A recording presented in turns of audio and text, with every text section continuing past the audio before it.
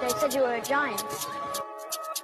I am nothing, but I must be everything.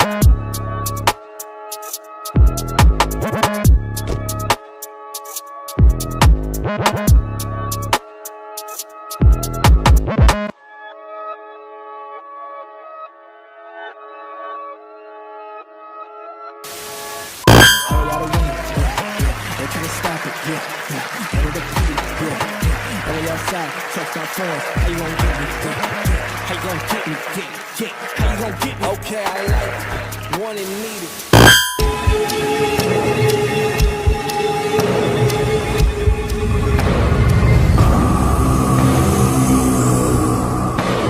You know. You all know exactly who I am.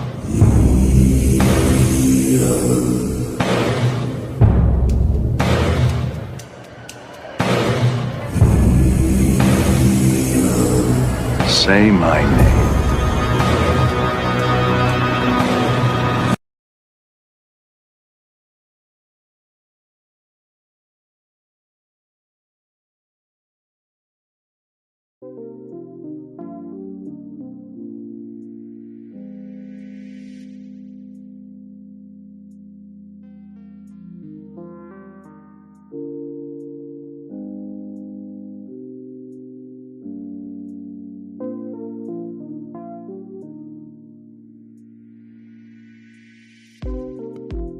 Hello. Let's turn this music down a little bit.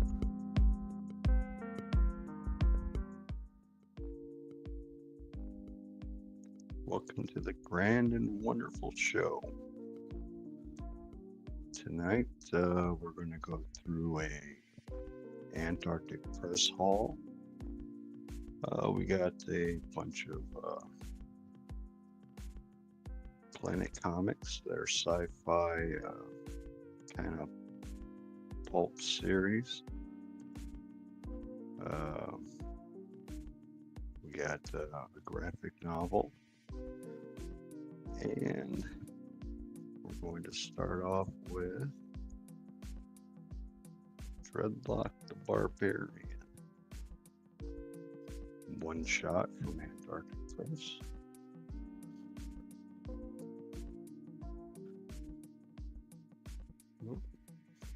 Let's go through.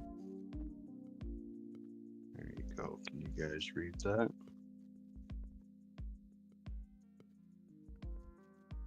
Let's see. Creator, writer, penciler, Don Walker. Inker, Silas Dixon. has two colorists. We have Brian Valencia and Nicholas Chapuris. Lettering by Doug Dillon, I guess. Sorry, getting used to looking through the camera instead of just looking through the book. Doesn't look half bad.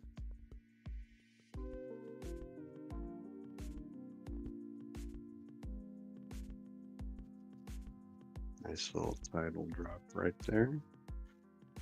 About 4 pages in.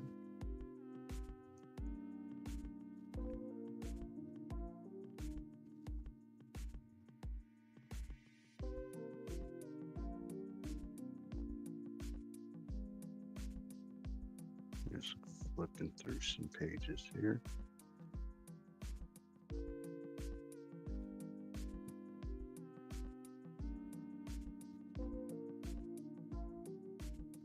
Alright. Let's see what the back cover looks like. An advertisement for their book, Kendra. Not sure when this came out. When did it come out?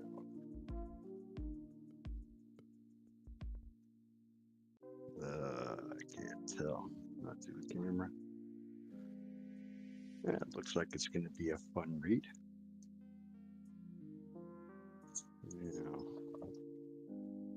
Let's grab all the Planet Comics.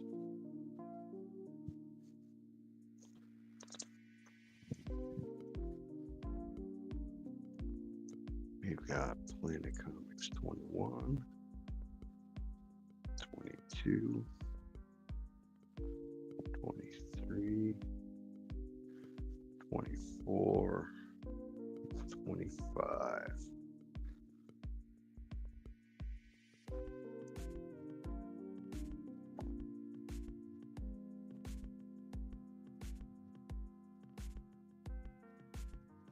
Nice little haul.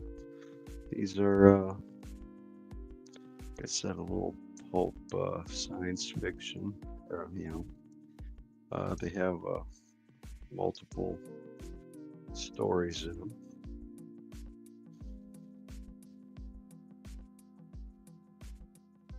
Issue 21. We have parts of 3 stories. Shaman King, The Extinctioners, and Robot Sex. It looks like, I think I looked through this a little bit earlier. Looks like we're getting the end, the last part of Robot Sex, and maybe the first part of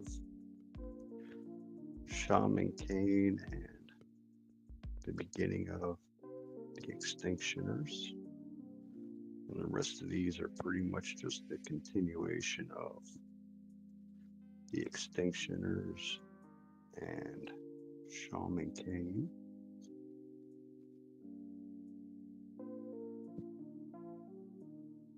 I'd recommend picking up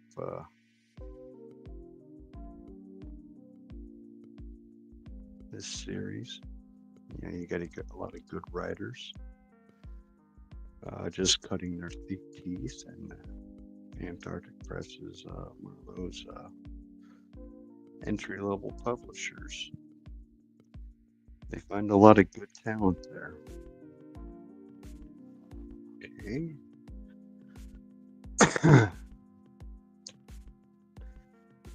And finally, we've got Vampire Ninja Ono, which is by Ben Dunn, David Furr, and Matt Folden.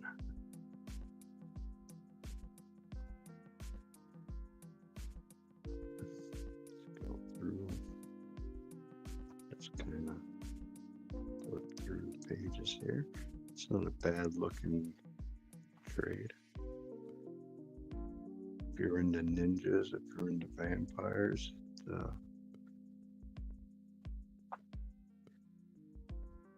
has what you're looking for. And it's got that the art of Matt Weldon. Matt Weldon's a pretty good young artist. All right. Remember, let's see. Oh. Hey, Omer, what's up, bud? How are you doing? All right. Now on to our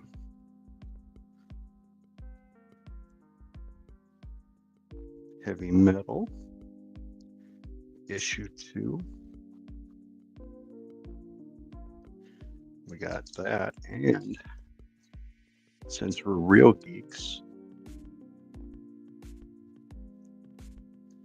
we are part of their Discord, which gets up, and we subscribe. So heavy metal is going to be a quarterly magazine from now on. Now that they've come back from their cancellation. But if you join their, you get a subscription, you get a pass into their circle group, which is like Discord. And just have a little look through the book here. Best part of heavy metal, I always thought, were the little editorials and the just little oddball stories that they'd have in it. Oh, look at that! Open right up to Tara. Yeah, titties on the internet.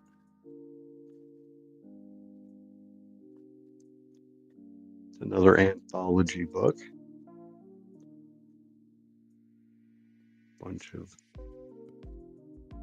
short stories and parts of stories.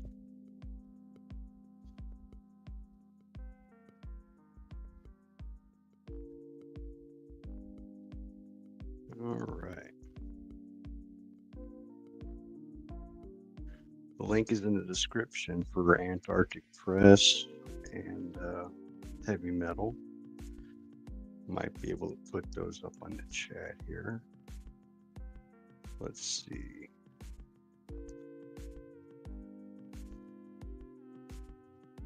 I have those up. Antarctic Press.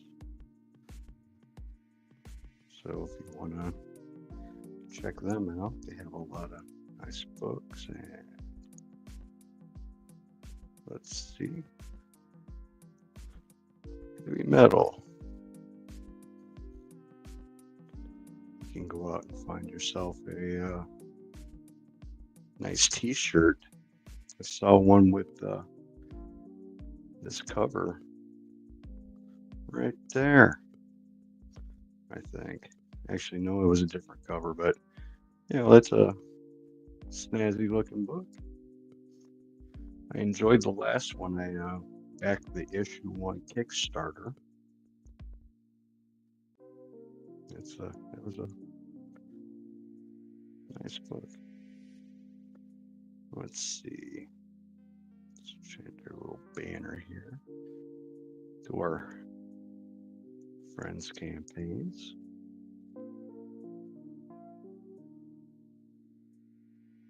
All right.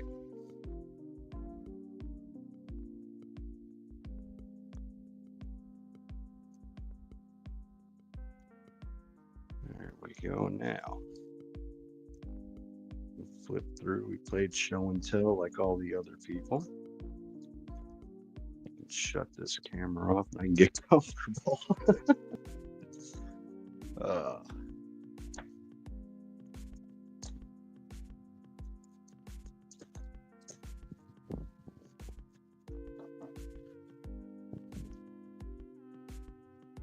while we're in this little break, we can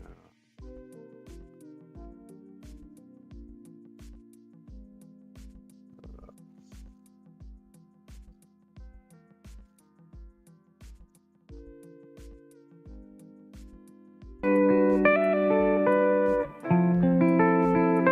we go.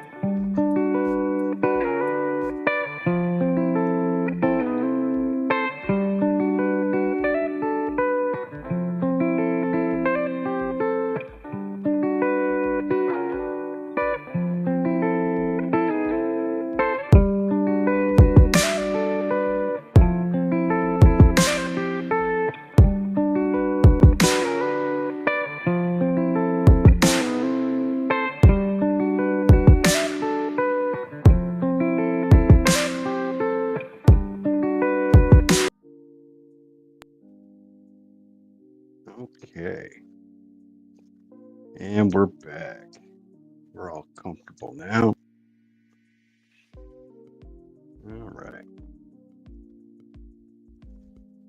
So, you guys ready for some fights?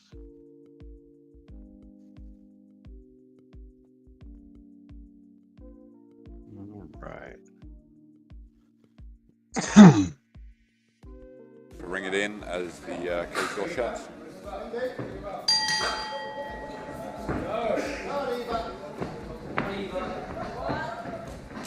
Talking to each other. Oh, some striking. Some striking back. Body shots traded in the middle of the ring, some kicks. As we said, wrestler versus wrestler often ends up in a striking match. Really looking to strike. Reversed. Yeah, that young lady, what was it? We'll go back to her. Jessica Malagio. She's a young lady out of Austin, I believe, a runway model. Her link, her Instagram is in the description. So if you have any modeling work or you're ever down in Austin and you get going to a con, she'll do some cosplay, and she's actually a runway model. Been published in a few magazines. You know, Big Daddy Crooked can sweet talk a girl, I guess. All right, yeah, you want to come on there, Omer? I can drop a link in the chat here, or maybe that link I sent you earlier works. I don't know. Okay, let's get back to. Again, I don't know what you'd call that position, but now it looks like Eva Lee seems to be going for an inverted triangle. Big ass girl. Of some sort. Yeah, Danny looks absolutely desperate to escape right now, and she really needs to get those arms off the side of her neck, because they are what is creating that leverage right now. That she needs to get that choke in, and she does. But Eva keeps top position, and now looks to be going for a Kimura.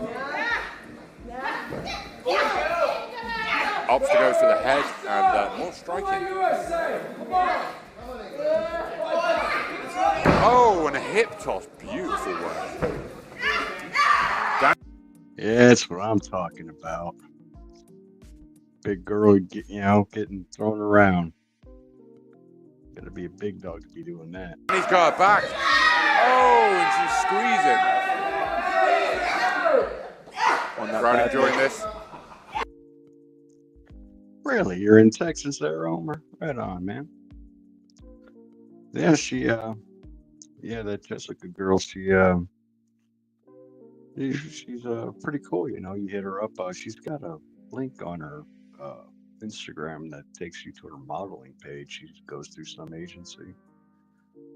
Sweet girl. I got some other pictures of her wearing some of my clothes, like some yoga pants and fancy little sports bra top. Tried to work out photo shoot for her, but the photographer thing, You know, it's almost like I had to drive all the way from Indiana to Texas to get that done. But anyway, back to the butt shaking. Fix in.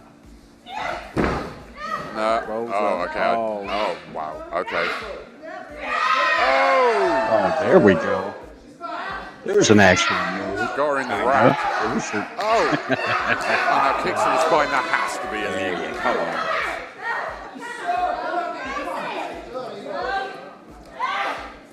I think Danny's the only member on Team USA that's not fought for the LFC before, so she's no stranger to the fight game. She's currently. You know, thankfully, the blonde there isn't too stacked. I'm not sure how she would fare if she were a bigger chested woman. Ranked number 109 in the world, but this is her debut. I mean, the LFC brings a lot of tough competition. These two ladies are great match by matchmaker Sean Donnelly. And now Eva seems to have that thigh pushed against the carotid artery of Danny Moe, and this is extremely dangerous. She can go to sleep in seconds if she doesn't escape from this. We have seen that in the LFC before. It's an extremely dangerous move, but Danny Moe seems to escape from it. Oh, damn right. Barely escaped them fucking thighs. Whew. I couldn't imagine escaping that, though. And standing, but not for long, as she gets taken down. And she's getting the Boston Crab right now. It's Jericho time, but the bell ends the round. Crazy shit. Yeah. She's had over 25 fights herself, so she is a veteran to this game. Yeah, she is just chiseled. This weight too, perfect weight for her. Explosive, and now she has been reversed just before I can even mention the. Okay, and now Eva Lee putting her on front Danny face Moe. slump there. You can see that wrestling pedigree with her. Flips her over, and she's keeping a lot of weight on the top end, and now she gets reversed by Danny Moe, who, again, looking to make this a dogfight. It's a rough and ready brawl with Danny Moe. Oh! I don't know, man. I think that ex-stripper probably regretting her decisions and trying to get off the stage, getting into the ring there. I guess this is like medieval times. You guys ever been to a medieval times? Great fun, with the horses and shit. I guess they got like a little thing out in Vegas where they, I mean, it's just like that, but with less horse shit. Not seeing much striking, though, are we? Not now, second round. Oh, just as you say, she unleashes a body shot on Eva Lee, cracks her head against the cage, and a knee to the ribs. We get what we want now. That Payback striking match time. that always straight to the But this is the international edition, I believe. They might be in the UK. Like they got like an Aussie fighting a Limey. Not positive though. lovely move, Beautiful arm bar. toss, and And straight look at that, into an locked in, arm bar. hyperextended. She needs to lift her hips up. Oh, and now she's trying to manipulate the arm into a key lock. Lovely. She's let go of the arm bar, gone for the key lock. And, if you want to really lock this up, get that right foot underneath the knee. And she didn't, which left the guard essentially open, and Danny Moe is able to escape. She capitalised on that. She's now got looks like a guillotine position. Nope, she lost it. She had her in the front choke, but she just wasn't in the right position. Now taking some strikes to the body, gets reversed, straight to the body from Danny Moe. Ooh, right to the uterus, right there. Oof. That looked like, that didn't look like a work right there. That was a full shoot. I don't know. And those are heavy body shots. Oh! Eva Lee just throws it to the ground.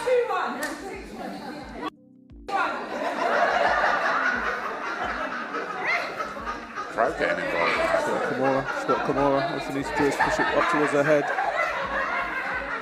I mean, she could lock her up in a triangle now. Perfect position. Get that leg wrapped around the head, and it's a double submission. Oh, and she takes a pick on the second arm, and she appears to have looking for a mirror lock. If she had dug the knee into the ribs there, it would have been perfect position. Oh, kick to the knee. Oh, those injured knees. Straight for the joint manipulation. Oh.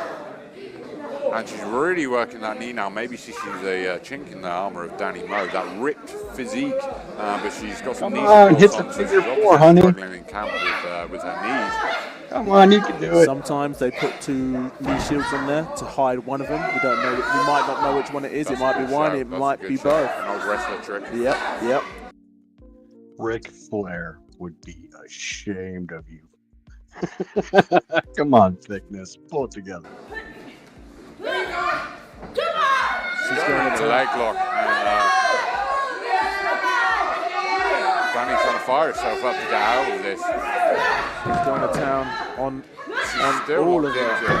What she needs to do is free up one of those feet and push against the upper thigh of Eva Lee to get herself out of this position. And the round ends. The bell does that for her. So Danny Moe's in fantastic shape. Yep. And again, cardio will prevail. Cardio is king, as they say. Yep. Look at that. And Danny Moe takes Straight it to back the straight back. away. Oh! And just muscles her to the ground. Beautiful takedown. Dumped her on her head. And Eva seems to have a reversal here, but she's still got her back pointing towards the body of Danny Moe, which is a jeopardizing position, but she's dropping those reverse elbows. Now she takes side control. She seems to have gone for a leg. Leg lock coming up. Look, picking a leg lock. Turn her, but Danny Moe was not having any of that. Too strong. Oh. Oh, Throws her against the cage. there you go, into the cage. Oh, lovely move. She's got that front choke in. She's going to go for it again. Oh, she gets reversed. Lovely suplex. She rolls, she's on top. She's going to take that mount position. She's choosing to strike from the side. There's some heavy strikes. She's up. She seems to have damaged her elbow, actually.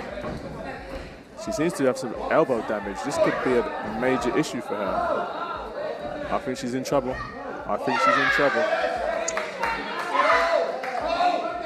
Oh, there you go. Ribcage is taking There you absolute go, honey. pounding You right gotta throw the now. body as, shots. Eva Lee Keep is on putting doing a it. hurt on Danny Moe, and she's in a world of pain. Danny Moe appearing to get a reversal here, though. She is, but I feel like there's something up with her arm. She's got that front choke in. Now she could turn that into a ninja choke or a variation of chokes. Oh! Oh, Just drops her down to the canvas on her head. oh my God! She's going to turn her over. Yes, she is. She's going to turn her. She's going to turn Go her. for that Boston Crab. She's trying. This is turning into a slobber knocker. Our opponent is not letting her. Oh. Oh! Oh! Oh! Okay. I was not expecting that. That was sir. vicious. That was vicious. Oh yeah, there we go. There's a clip of the week. That was Took vicious. a bit of time to set up, and then again that crossface choke making multiple appearances this evening. We see that resurgences of certain moves, and made famous by obviously many pro wrestlers over the years. Oh, and now she. Oh man. Brutal. Oh She's man. getting that one big push. Brutal. Oh my Brutal. goodness, There's that is ligament absolutely damage. brutal. Ligament damage to the heels, and Ava Lee is just in a world of She's hurt gonna have right to now. She's going to have to tap. She Yeah, is oh getting my serious. goodness, That she's she going to is have just riding in a world of pain right now, and Danny Moe could have this fight. Look at that. Oh, he tosses her out of it. Look at that. And that's the end of the fight, We are man. going to the judges for the first time. Ava Lee did a great job of holding out and not tapping, but that was absolutely brutal. This fight has gone to our judges, and we have a split decision. I mean, two of the judges picked Judge one fight, Lee and one of the Stevenson other judges scored picked the other it fight. 28-28. Oh, wow. Oh, wow. Judge Eddie Hall scores it 28-28. Oh, And Judge Edmund scores it 17-16 for your winner, representing Team UK, Eva some controversial judges' scorecards here because that was actually a majority decision. Yep. Well, that's the end now. I only got one fight. But, you know, that was fun. There was a longer one from like, 8 days ago. This was like 5 days ago. The link is in the description. But the longer one was like 20 minutes, like 23 minutes. But it was like fucking, they had like saddest fucking promos. Everything. They just cut it to shit. But it started off with 2 kicks to the cunt, so.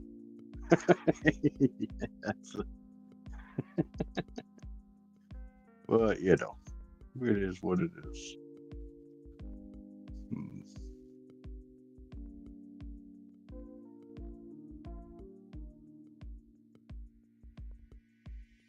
Let's see, put in timeout, and.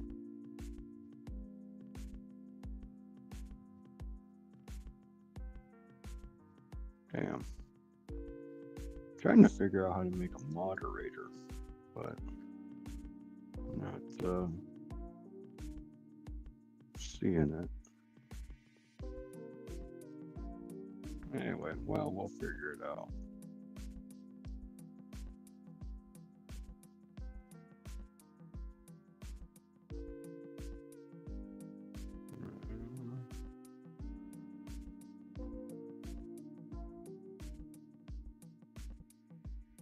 Well, now I don't know. I'm working off a mobile, so I don't think I can do that. Sorry, Homer. Maybe next time. But it was kind of a test stream on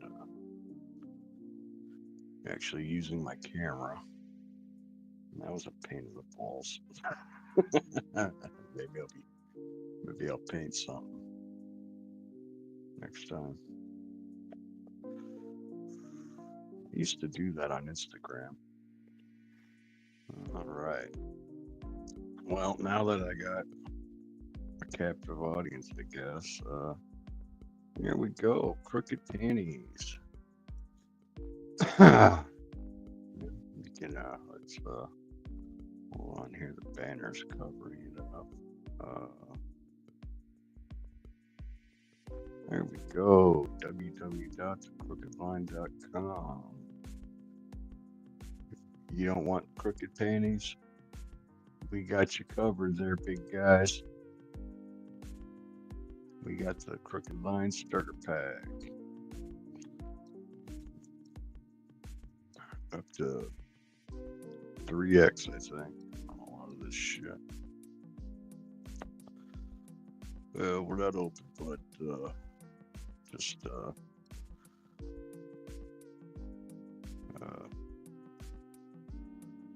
leave your email and we'll let you know when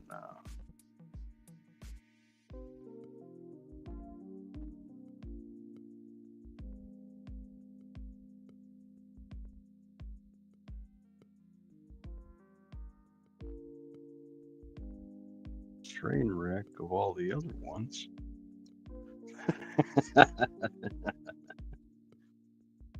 Guess I'm gonna have to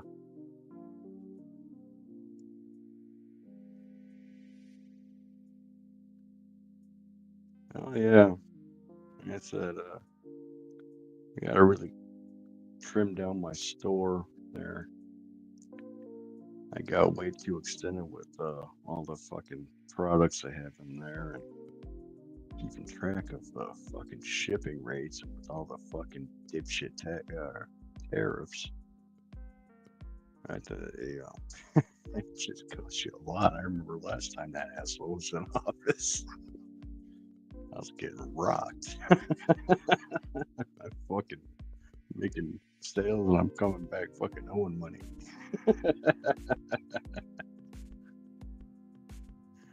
This is a Galaxy tablet.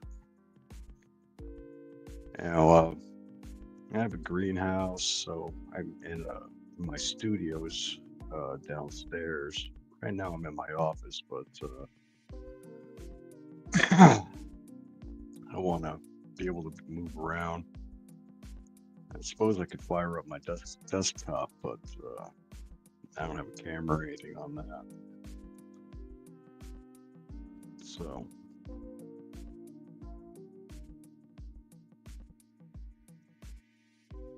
I imagine it is, it's meant, YouTube isn't not too mobile friendly.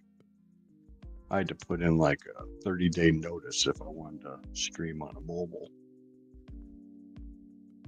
Yeah, well, I did a couple streams just through YouTube, but that was fucking garbage. I got a fucking trial with this, what is this, Streamlab? Yeah, the one fucking duck.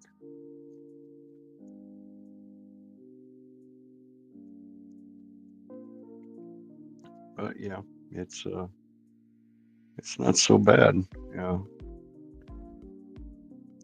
it was pretty much just dead air when I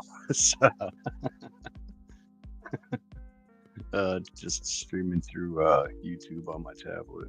And yeah, it's a lot nicer. You can't do anything, just mobile with straight YouTube.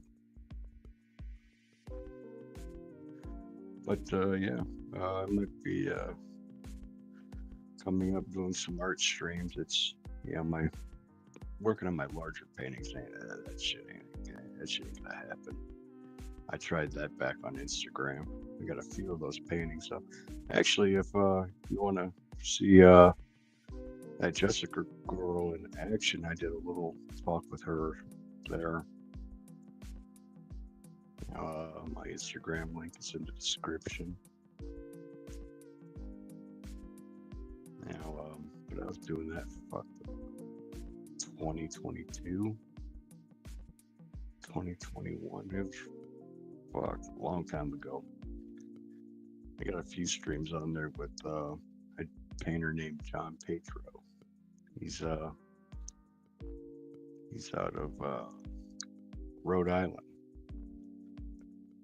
Fucking nearly lost his shit when I asked him if he lived by fucking Lovecraft's house. I was how do you know where I live? Shit, and it's like, man, Rhode Island ain't that big.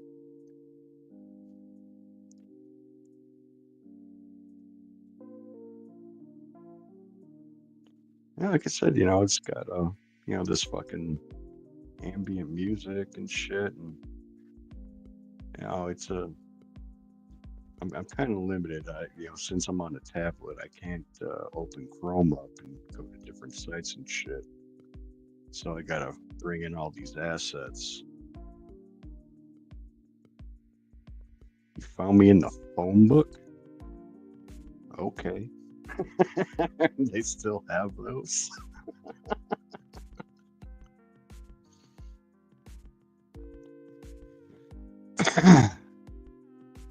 Okay. But yeah.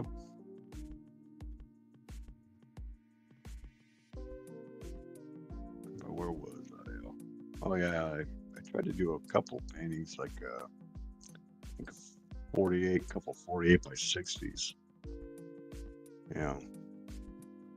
Like those are nice big paintings, but it's impossible to fucking stream those. Pretty much it's just a video of my back.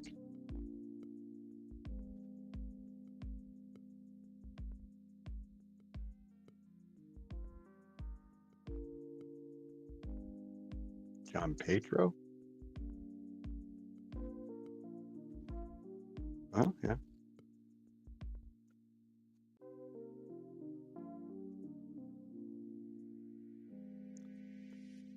Yeah, well, he does some shows in New York. Nah, you don't. It's a fucking war zone back there, dude. I got an ass that'll turn any gay guy straight. But yeah, but the small paintings, like what was I doing on mostly on Instagram was like 11 by 14s, some 18 by 24, so I might try doing that again. But like I said, it's tedious.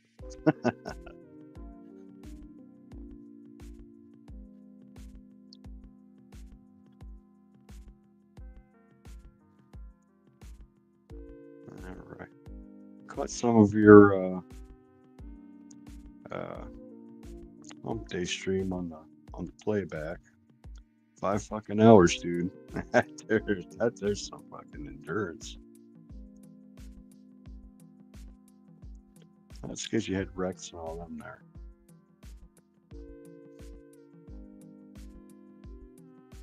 Oh, yeah. Ain't nothing. Like I said, I got live streams of that on Instagram and got a few of them on there. John and I used to stream kind of regularly back then. Yeah, but like I said, we might give that a whirl. I guess I can stream to Instagram on here as well. I can do some multiple things.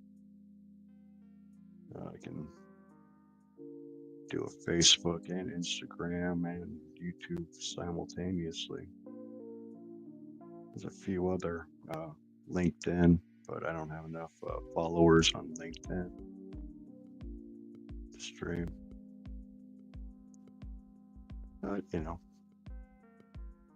Someday.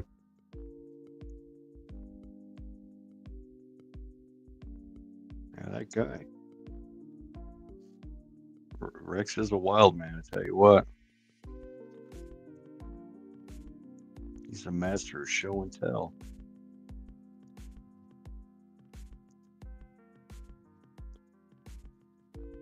All right. Well, guys, that pretty much ends the stream. If you guys would like to like and subscribe, share, do all that nonsense. Oh, I got some links here. Let me see. What? Let's see here. We'll at least try. We'll do the Canadian Shield link. There we go. Canadian Shield. And we got the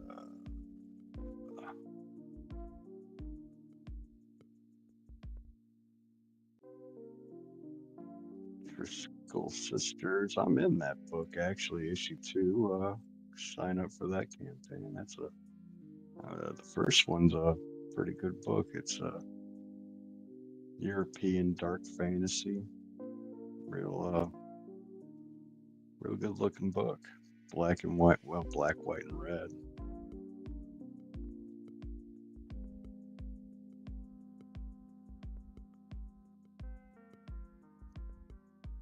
Okay, here,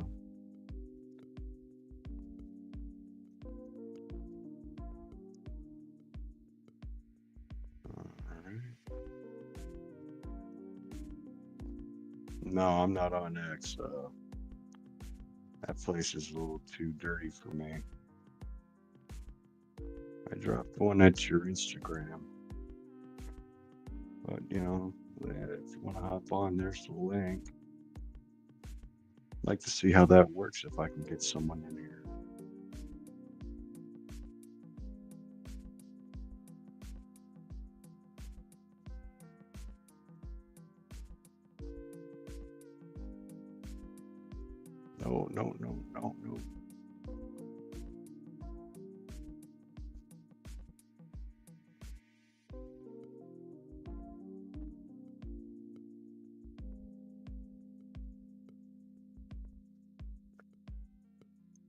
No. I'm not sure if anything happens.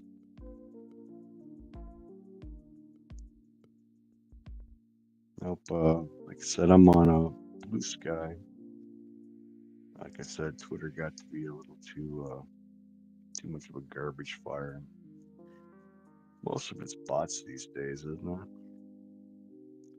Hell, shit, it was 60% bots when I left. It's got to be damn near 80 now.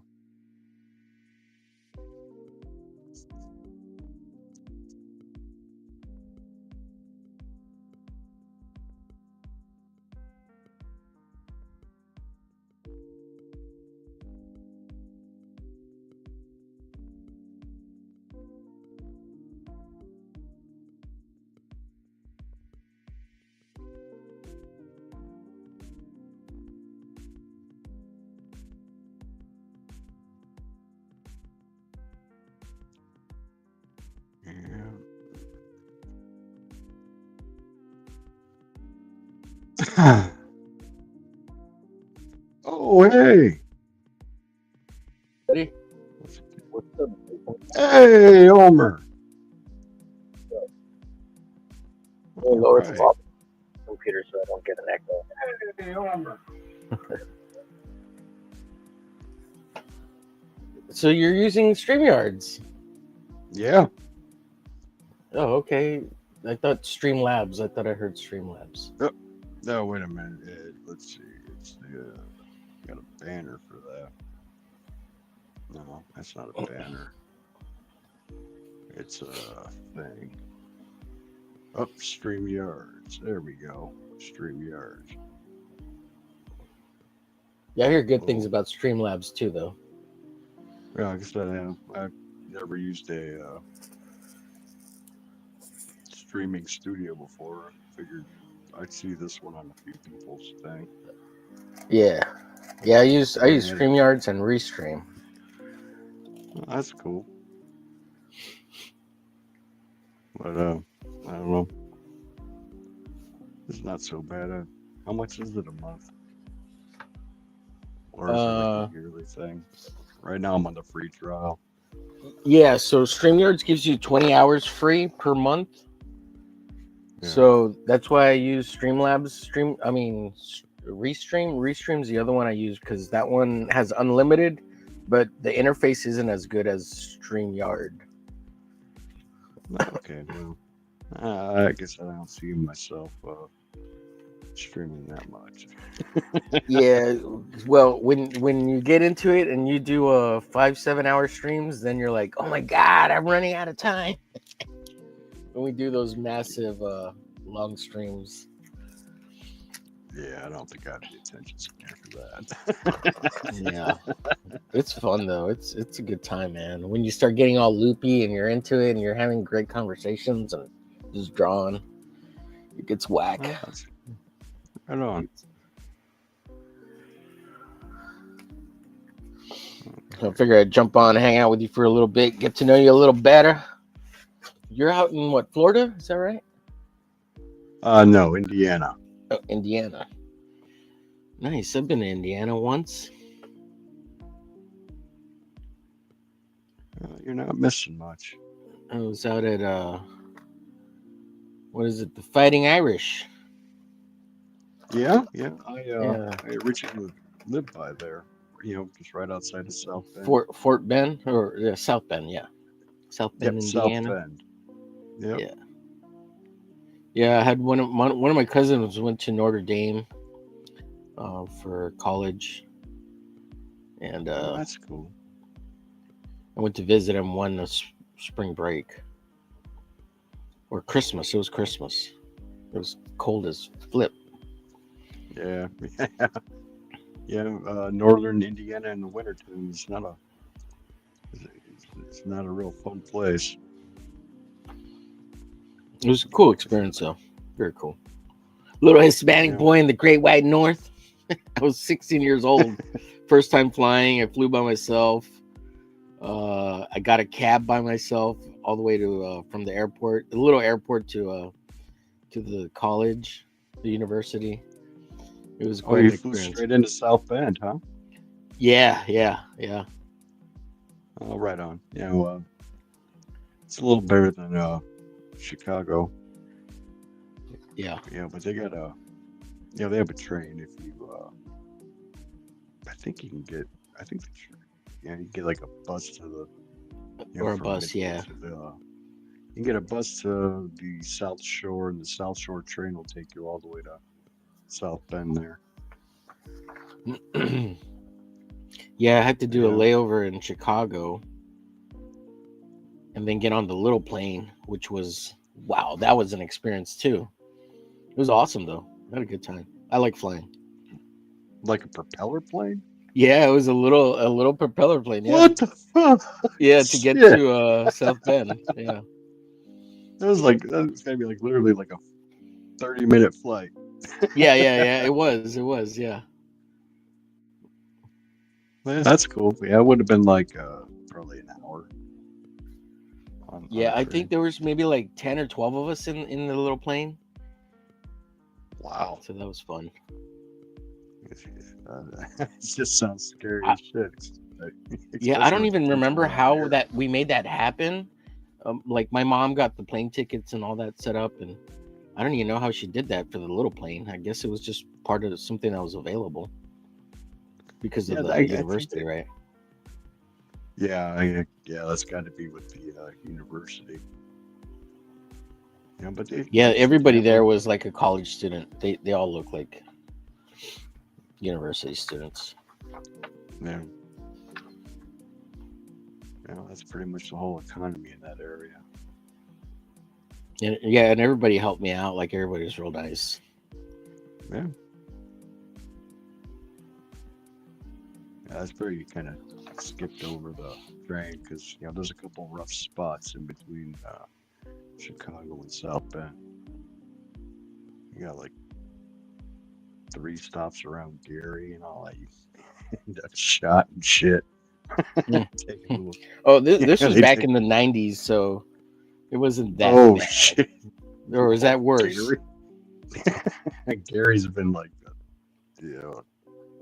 third world fucking tribal nation for about 40 years. Oh, really? I lived there for a little while, but I didn't. Oh really yeah, live Derry, there. Indiana. Hasn't it been in the news like a lot? Like it's always been in the news from time to time. Oh yeah, yeah. Something Gary's bad like- happens there. Yeah. Oh, dude, it's like a murder capital, dude, of like the world. Really? The thing is that like there's so many murders and the population so fucking low. It doesn't Right. make any. It doesn't make any of the news like surveys or you know what I mean. Like right. the, Yeah. News traction. Yeah. It doesn't get any. right. Because like like they talk about urban centers, but there's so few people in Gary now. It's just a fucking mess. They killed all the reporters, so there's there's no one to report it. Yeah, I guess they had a riot, or not a riot, but actually they might have had a riot. I used to work with a guy that lived there his whole life. I only lived there from like 2005 to 2015. Back when I was working on cargo ships and trucking. But Oh wow, cargo ships. Wow, yeah, well, yeah, that's cool. I started off as a chef working on cruise ships, around the Great Lakes, and then I kind of did the did the Caribbean with the cruise ships, working in the kitchens. Then, Wow, we got ourselves a Gordon Ramsay here. a restaurant I worked in, back in '98 had a pretty good write up in Chicago Magazine. Way back then, back when they had magazines. Yeah, those things. Yeah, that's awesome, dude. And then like I said, when I was working at that place, I was working under the the owner was a former executive chef for Let Us Entertain You. So like if pretty much that guy, as long as I did a good job, he was going to write me a recommendation, and that's a pretty big deal. Mm-hmm. Back in the day, Let Us Entertain You was the shit. Yeah. At least for catering and things like that. But yeah, well, actually, yeah, it was like I worked there for like 3 years, from like 98 to like 2000. Right, I left there right before 9/11. Mm. And then I was doing tours of the Great Lakes at like when that happened. Yeah. Then after that, I was like, okay, fuck this place, and started going farther out, doing the Caribbean, and then I realized, shit, man, I don't need to just be working with all these assholes and fucking freaks, because it gets weird on a fucking cruise ship. You go out Oh for yeah, a I'm few sure. weeks and you get I'm go out sure. for a week or two, and you got all the people below the water line. Yeah, that must have been a wild experience. That's why when you said cargo ship and cruise ships, it just I find that fascinating. That's yeah. Except the cruise ship, the cruise ships were fucking weird. But the cargo ships, like working in the galley there, that there was a lot more stable. Now, did you guys get any pirates or any weird, crazy stuff like that? There was a couple times that we got chased, but those dinghies can't keep up with a fucking container ship.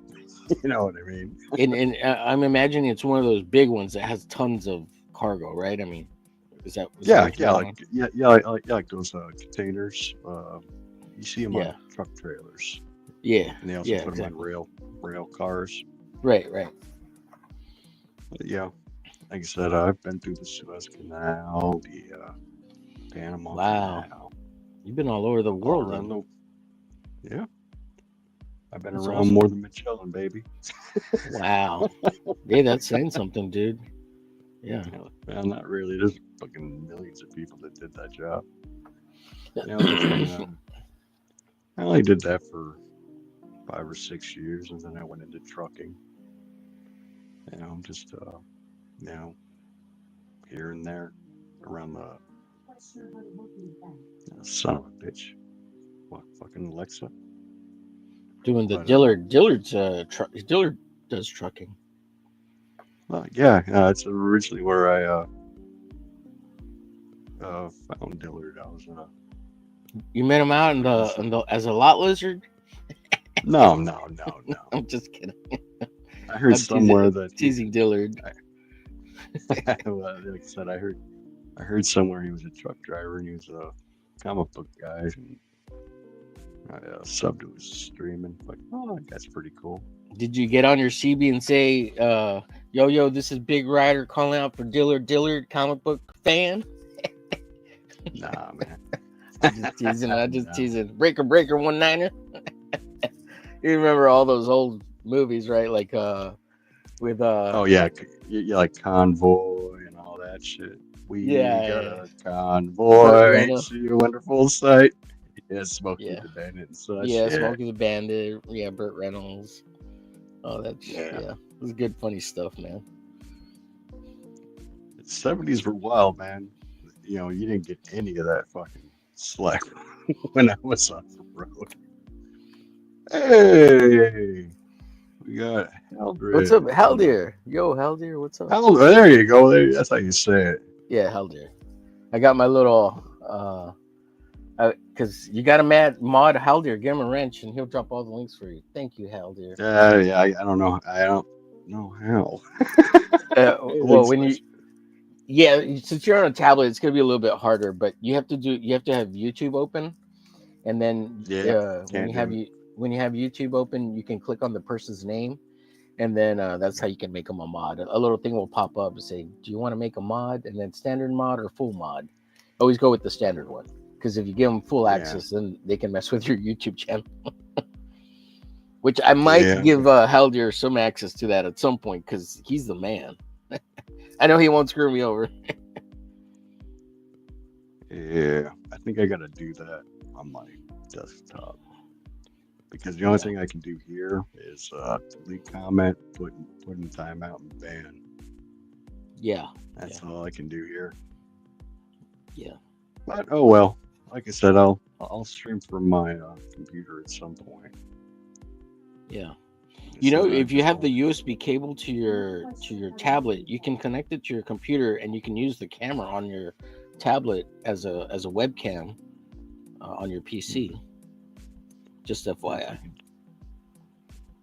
Yeah, I think I can. Yeah, I'll have to try that.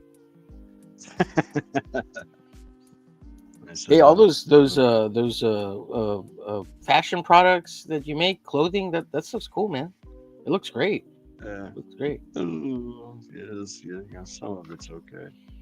I have a couple sites, like I said, that like t-shirts and shit are kind of garbage. You know, but I have another place I advertise on my Blue Sky. It's more of a ladies' fashion. And they got some dresses and shit. But yeah, a lot of that shit's just garbage. All that print on the man shit. Hmm. Yeah, I have a Blue Sky, but I never use it. I just went to go claim the name Omer Glitch just for the branding.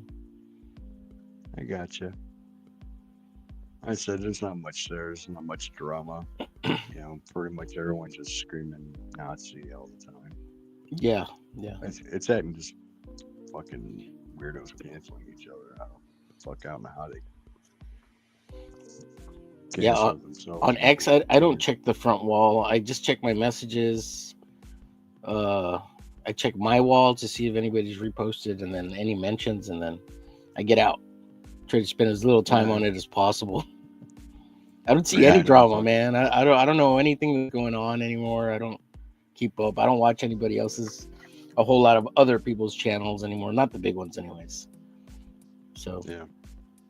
I said if you run into Kami Mark, give him a follow. He's yeah, funny as fuck. I'm following Kami Mark. I just don't necessarily see all his stuff. Yeah. Yeah. But Kami yeah, Mark. I was I got way too into that Twitter shit. Oh yeah. Awful. Yeah, but I fucking had to cut that out at the fucking root. Yeah. For the longest time, I didn't even know how to use Twitter. I don't really feel like I still know how to use Twitter. I just managed to get by. I'm just like, I don't get Twitter. I never got, I mean, I get it now, right? But it took me forever. Like back in the day when you can only do 250 characters, I'm like, I don't get the point. I don't understand what's happening. Yeah. I said I was never good at keeping a line going. Yeah. like where they just connect all the fucking shit. Yeah. I was never good at that. I was always fucking posting, responding to the wrong fucking thing. So it never looked right. Yeah. I know exactly what you mean. I don't understand it either. I said, you just scrolling through fucking people talking shit and trying to dunk on each other. Yeah, Winning there's arguments with nobody. Yeah, there's a lot of that. It's so annoying. Yeah. You can't win with the internet. Everybody trolls everybody. It's all a troll.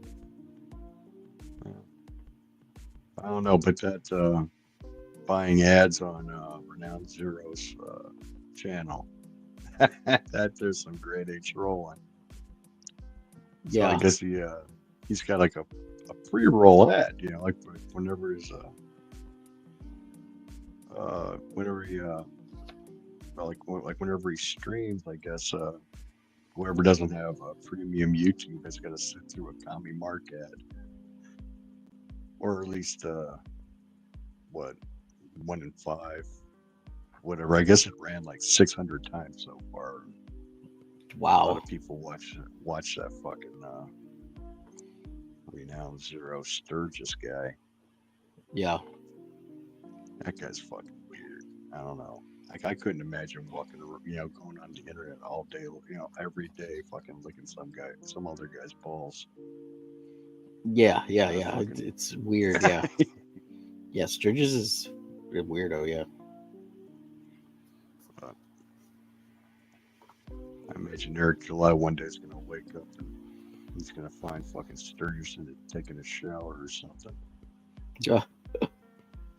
His wife turns over. Hey, honey, it's Sturgis. Right? Yeah. He's gonna What the hell? fucking go down and he's gonna see his little fucking dick there. He's like, "What the fuck?" Oh, Well, I'm just saying that because they're, Eric's a black dude and they like thick girls. Sturgis is kind of thick. I get you. Yeah. Oh man, did you see that Katie did? Do you watch Katie did her clips? Nope. She like a deep in comic skate girl, right? Yeah, she did a clip yesterday of Eric July, and well, it was Ethan and Shane talking about Eric July, and they showed Eric July doing some rapping and dancing, and oh my god, it was so funny. It was so funny because Eric July just like contradicts himself so much, and there's video like proof of him with the contradiction. It's just like, what is happening here? This guy's so weird. He spends a lot of time on the internet, so of course he talks too much, so he's gonna, speak out both sides of his mouth, Yeah. Hey, look, I don't care, to be honest. I don't care about Rippaverse or Eric July, whatever. Do your thing. It's your business. Make money, whatever. But it's just the personality or that he's curated for himself is so bizarre. Well, yeah, he's a fucking right-wing fucking contributor or he was for Blaze TV, so he's got to be a fucking nutbag. He's on a fucking Tim Pool show and shit. Yeah. And Tim Pool's a fucking dope fucking Russian asset. Oh, Proven. wow, yeah. But, That's the real commie mark there, isn't it? well, the Russians aren't commies anymore, but Yeah, at I least know. the commies had fucking dignity. Yeah. Tim Pool doesn't. It is like, they didn't even ask him to change his content. He just posts that shit on the regular. It's like, all right, that's to America. Right on. Yeah, I don't follow Tim Pool, so like, yeah, I've always thought he's a weird guy. So Yeah, I know. I guess he bought a skate park by his house, and because like, well, the town had a skate park for like all those little kids and shit. Yeah. But he offered to throw them like tournaments or fucking whatever, like he'll go down there and skate with them. And they were like, "Yeah, we're good, thanks, there, Tim." So, wow. So for giving the cold shoulder to the guy bought the fucking park. Wow, that is. He's wow, he's like a Vince Vaughn movie. He's like the bad guy in a Vince Vaughn movie. That's fucking super villain shit. Yeah, man. Wow, what a weirdo. That's some douchebaggery. Yeah, for sure. It's like, if you won't skate with me, fuck, you won't skate. Nobody's gonna skate here. Yeah. Right. And he's already got a fucking compound. Yeah. That he got from all this fucking Russian money. Wow. Yeah, you figure he could just build his own skate park at his compound. What do you need to buy the town skate He park? does. He did. And like he invites kids there now because he has the monopoly on his little town skate industry. What is he, the next Michael Jackson, Neverland and shit? It sounds that way. Yeah. I don't think Michael Jackson was a unregistered foreign agent. No. Yeah. Yeah. Oh man, that's nuts. That's it, man. That's Hey, fucking horrible. I'm not all for the Russia or whatever, but send me one of those Ukrainian babes. Ukraine, I'll take one of those. Oh yeah, Like I said, I'm not sure where that LFC was from. I think it was UK versus Australia. But Oh yeah, that was a great show, man. I love that kind of MMA chick fighting. Even the lingerie stuff's fine. It's hilarious. I love it. It's funny, dude. I know because it's so it's fucking old strippers and shit fucking trying to get out the business. So right. And the babes at least ain't bad to look at. They're all right. yeah, like at least they're trying. Yeah, well, they do have some that are, but hey, man, some guys like to watch that ass shake. Putting on a show, it's entertaining. Yeah, like I said, it's like medieval times. You ever been to a medieval times? Yes, sir. I have. Yeah, it's great. That's a fucking show. Yeah, it's good time. Everyone should experience that at least once. It's super entertaining. Like you think it's gonna be like really lame or whatever, but it's when you're there live, it's like whoa, you feel the energy. It's great. And they had a falconer at the one I went to. That motherfucker was catching pigeons and shit. What? Wow. No shit. Where was it? It was like in Palatine, Illinois, just on the just west of Chicago. And they had like a falconer. They had, it was fucking madness. And like I went when I was like what? It was like 2015, my last time I went, and thankfully I wasn't a kid, so I can enjoy that shit. I was drunk as fuck. That's a good time too when you can have a couple of beers at it. Yeah. And I had a bunch of my friends over. We all hopped in a fucking minivan and fucking there was like 8 of us there. Yeah. It's awesome. So and like you know how it works, the crowd with the cheers the loudest, that guy fucking wins. Yeah. And it's like here's like 8 drunk guys fucking against all these like fucking bunch of kids and shit. It's great. Yeah, I've gone twice, I think. I went once in the 90s as a teen, and then I went again as an adult, early 2000s. It was a good time, man. Yeah. So the second time I could drink, so that was fun. Made it more fun. Yeah. A couple of beers, some mead, and it's Bud Light. Like so what was it? They had the big blue glass, and they'd only sell you one. Yeah. It was fucking big. Yeah. It was like 3 beers in a cup in a big chalice.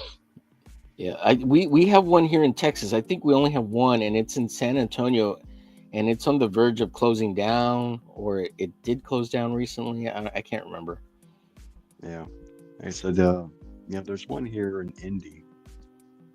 I'm like an hour out of Indy. I might have to get some buddies together and go back down. Check this one out.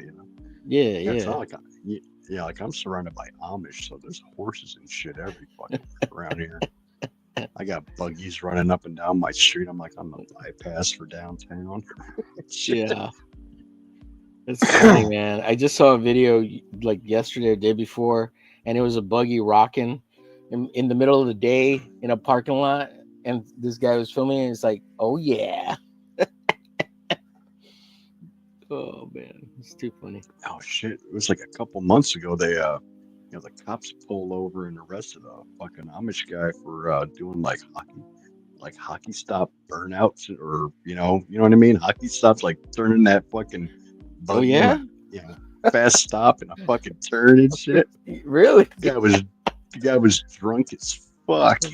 Oh wow! And Wow. I'm like, how do you tow a fucking horse and buggy? I know, like the cops are like, just sit there, like these good old boy fucking town cops are like, well, we can't let him drive the fucking buggy. He's drunk as fuck. He's gonna flip the thing. Oh yeah, do they get like a ticket for that or DUI or they probably get at least public intoxication, right? But Like yeah, I yeah, guess he got a because DUI. yeah, because you or get thrown into the drunk tank at least for public PI, right? But yeah, I would Yeah. imagine a DUI might actually apply because it's not a motor vehicle. That's why I'm like, how does that happen? I guess it's any kind of pulled or powered or unpowered. Yeah, I think you can get a DUI on a bicycle, actually. Right. But I think I don't know. I just don't drink and drive. Oh yeah, absolutely, yeah. Let's see. Howler says he waved and he says I just posted photos of my sketches and art time lapses on social media. Awesome, sir. There's a Viking festival every year in town north of the city I'm in. They do battle reenactments with around 100 people. Oh yeah. Howler's up in Canada. They actually like swing swords and axes at each other still out there. Oh yeah, like those foam swords and shit. What do they call that? LARPing. Yeah, LARPing. No, I meant like for real because like they're in Canada, so they're still fighting like bears and shit. Just kidding, Haldir. I'm just teasing Haldir. Yeah, just like he thinks us down here in Texas, we still use 6-shooters everywhere. No, I don't know if he thinks that. I'm just playing Haldir. It's the wild, wild west out here, Haldir. Yeah, I don't know if you know Frederick Guillemont. He's a creator of a comic called Rattel. But he's a French Canadian and he's out by Quebec, and he says that they have a big like Renaissance Fair festival every year too, just like Hauser's talking about. He says it gets crazy in his town. It's a good time though. That must be fun.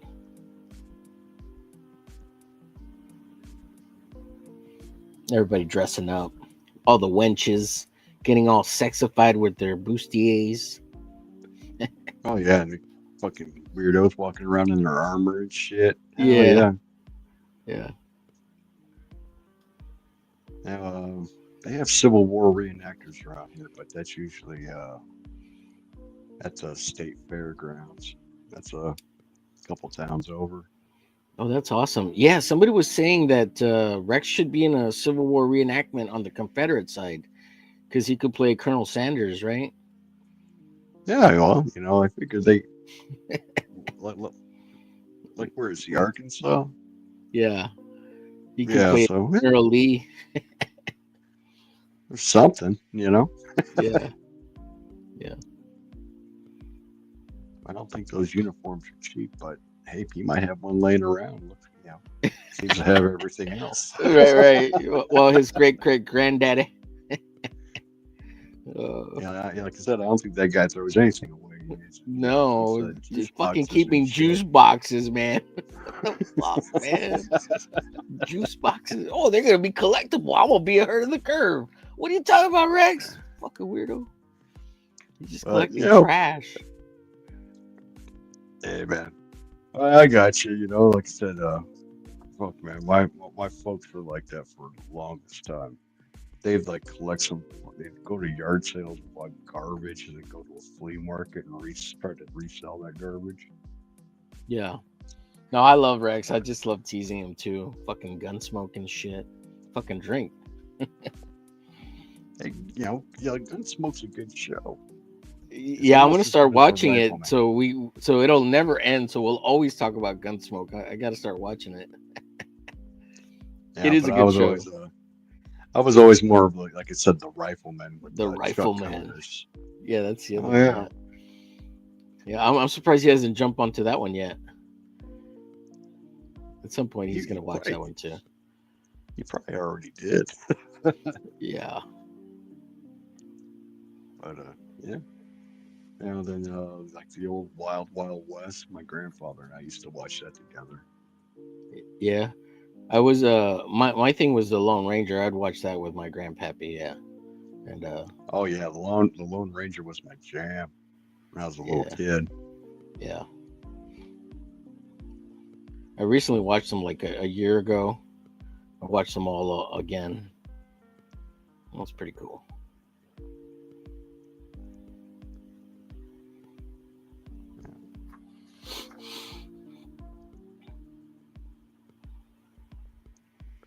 So, do you have a gallery that represents your paintings, Crook? Or I have a couple.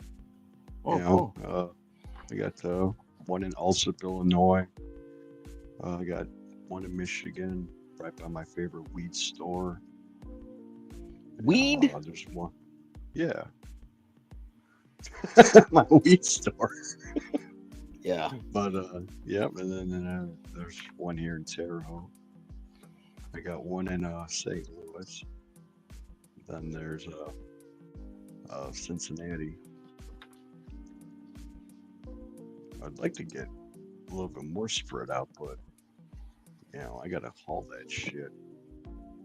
Yeah. Yeah. Yeah. So you out there competing with Doc Blaylock or what? You and him artistic competitors? No. No. Like I said, I like the last 10 years I've been doing nothing but abstract. But there's a guy I know that's got a book coming out here in a little while. He said if I wanted to, I could do a cover for it. I just might, That's awesome. Yeah. Yeah. Cool. I figure I can pull it together enough to squeeze out a fucking pin up or something. Yeah, that's cool.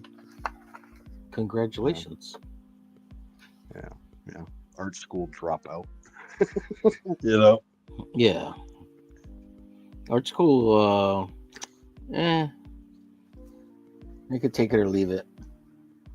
I mean, only if don't go to one of the art institutes or anything like that. Those are overpriced, weird thingamabobbers, in my opinion. Yeah, I only did like a year at Center for Creative Studies there in Wayne, Michigan. But Yeah. that didn't last long because I already had my Indiana tattoo license. Oh, nice.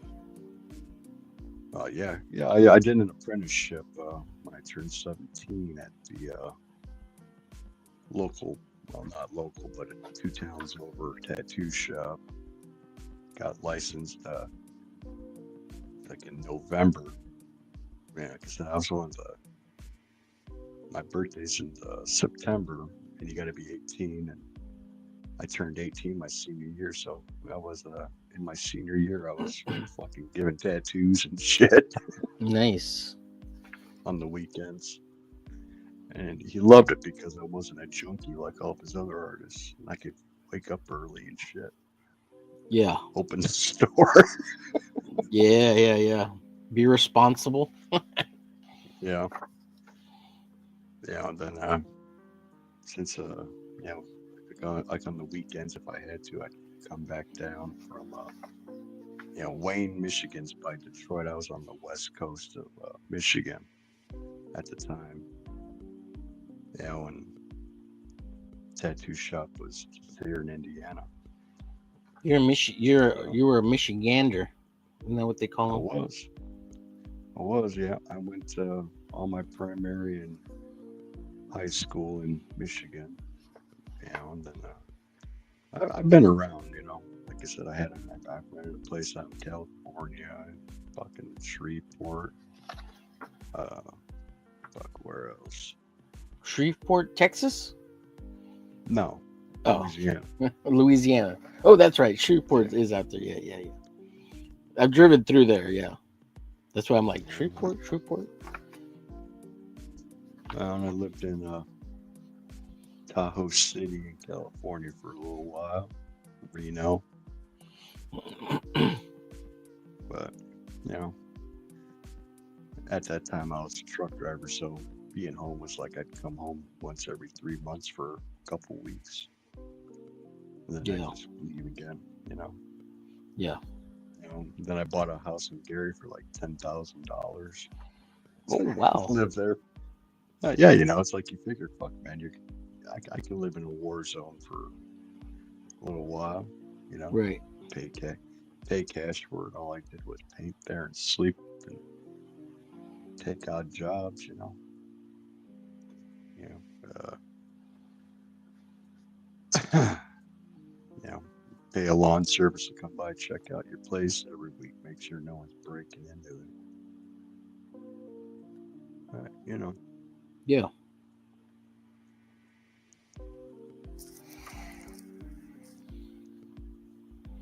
you know, What? So nothing what's but this not book that. you're gonna possibly do some artwork on? What's Oh what's well, the name? we're just Or gonna is it a keep secret? looking. No. Yeah, it's a little secret for now. Oh, okay, cool. Well, that's exciting. Yeah, that's definitely cool. You're under NDA. Is it going to be a I'm a little Ripaverse bit. book? I'm just kidding. No, no. Oh man, that's too funny.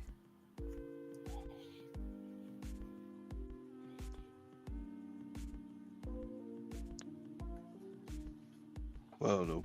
Like I said, I'm going to give it a try. He said I could do one for one of his variants. So, figure out.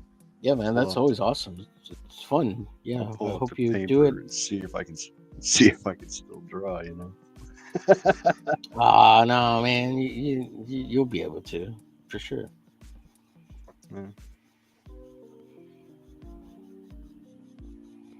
Do a little practice sketch. It'll be right as rain, sir. Yeah, like I said, I'll give it a couple weeks. You know. I figure, fuck, find someone to ink it, someone competent. Fix all my fucking spaghetti arms and shit.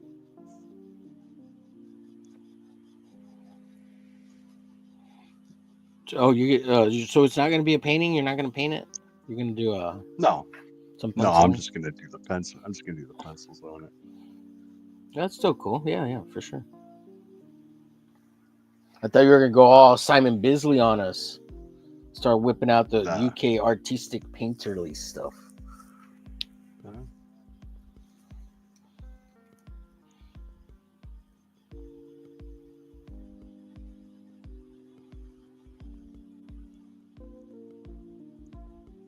Anyway, how about you? Have you figured out your little anthology yet with your fellow creators? I remember you were talking about it on your streams. Yeah, so I bring it up and it dies on the on the pulpit. It immediately falls on his face.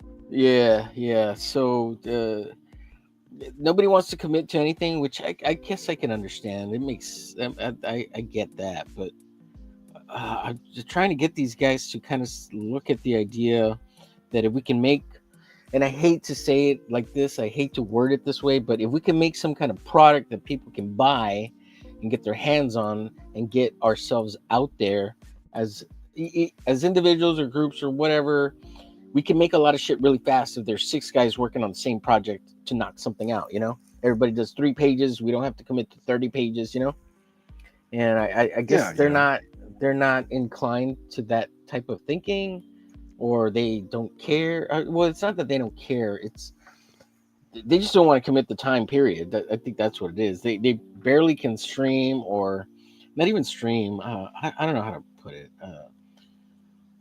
They can barely manage, I guess, the time that they're putting in, I guess, to be on the streams. And I don't want to overtax them because they're doing me a solid by jumping on like the Hump Day show. And I'd be happy to jump on any of their shows, but they don't stream. Like, other than Pete, which he does invite when he does stream, and Rex. Let's see, I think that's it. Those are the only other 2 people who actually do shows and stream, that I can think of at the moment. Everybody else just jumps on other people's streams, which is fine and fun in the beginning, but you got to push your own channel too, because you got to like have your own core base audience, in my opinion. Right. And then you got to make something. Yeah. Go ahead. Sorry. I said, I'm just saying that, like Rex isn't an artist. He's a writer mostly, right? Yeah, like I said, he's like he's not drawing the panels and all that inside his books, is he? he Rex is pretty good. He's got like 5 pages to a box story that he's doing, Mm-hmm. and it looks good. I'm just like, Rex, why didn't you just draw Devil Flyer yourself from the beginning? He's like, well, I didn't think I was that good of an artist. And I'm like, dude, you're too hard on yourself. Like, I don't know what you're thinking, but like, he's way better than John Felendez, in my opinion. I don't know, John Felendez. He's the one who did the. John Felendez is the guy who did the Ashcan, and who's going to be doing the first Devil Flyer story. Oh, okay. Yeah, I have it here. Let me see if I can get it. So Should I? he's that artist, but Rex is way better than him. I'm like, why is he drawing your comic and you're not drawing it? You're like, Oh, hey, we got K-pop in the chat. well, what's up, K-pop? What's up, girl? I've been trying to find K-pop's art streams. I don't think she has them on her channel anymore, or I haven't seen any.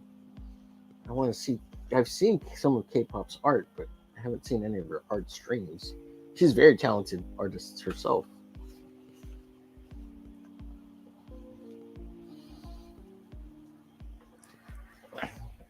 There we go. Yeah, you should, You can make it an art piece. There's all kinds of shit out there in the galleries. I'm in. Fucking pizza Yeah. box, fucking comic book. Hell yeah. Yeah, Saw Rex something has like might buy it just. Rex has like I'm 30 of sorry. those pizza rounds painted. Oh, yeah. Fucking round book, that shit'll fly. Yeah, yeah. Oh, I'm sure you've seen this. Let me show this to you. If I can get it without running all my papers here. Did you ever see this? I cracked some. Crooked. That's just one of yours. Yeah, this is my parody comic of ISO. It's something I want to work on. I got the first 6 pages laid out. Oh, right on, man. Like a good bit of, gentle trolling. Yeah, it's a good thing. Yeah, it's become its own thing, and it's actually kind of sad and heartwarming. So like I'm kind of taking it a little bit more serious now, which sucks because it was meant to be funny and the troll, but like the story's kind of getting better and better. And I'm like, yeah, this is kind of good. It's like way There better you go, than man. it's way better than Isom. It's readable. I don't know. It doesn't mean much though. I said I don't know. I've never read an Isom comic, but might pick up a couple. I don't know. I think Dillard's working on a Ripperverse book, isn't he? Oh, he's working on. Well, he did work on the Golden Patriot with Yellow Flash, which is through Ripperverse or whatever. Oh, maybe I'll pick that one up just to check it out. Well, I'm always one to look into a Dillard book. Yeah, Dillard's solid.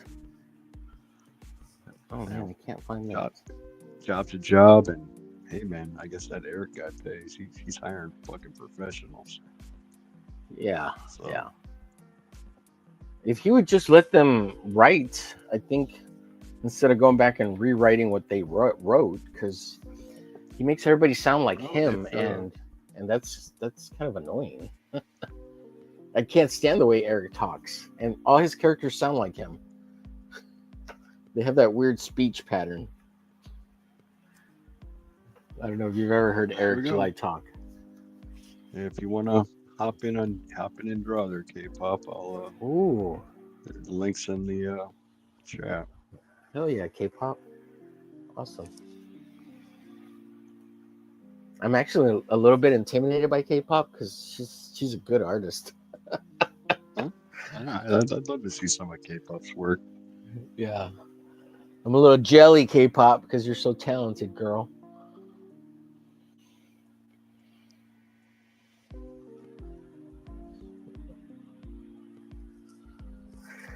Try to finish this Moon Knight. Been noodling the crap out of it with all this stupid hatching. It's driving me nuts.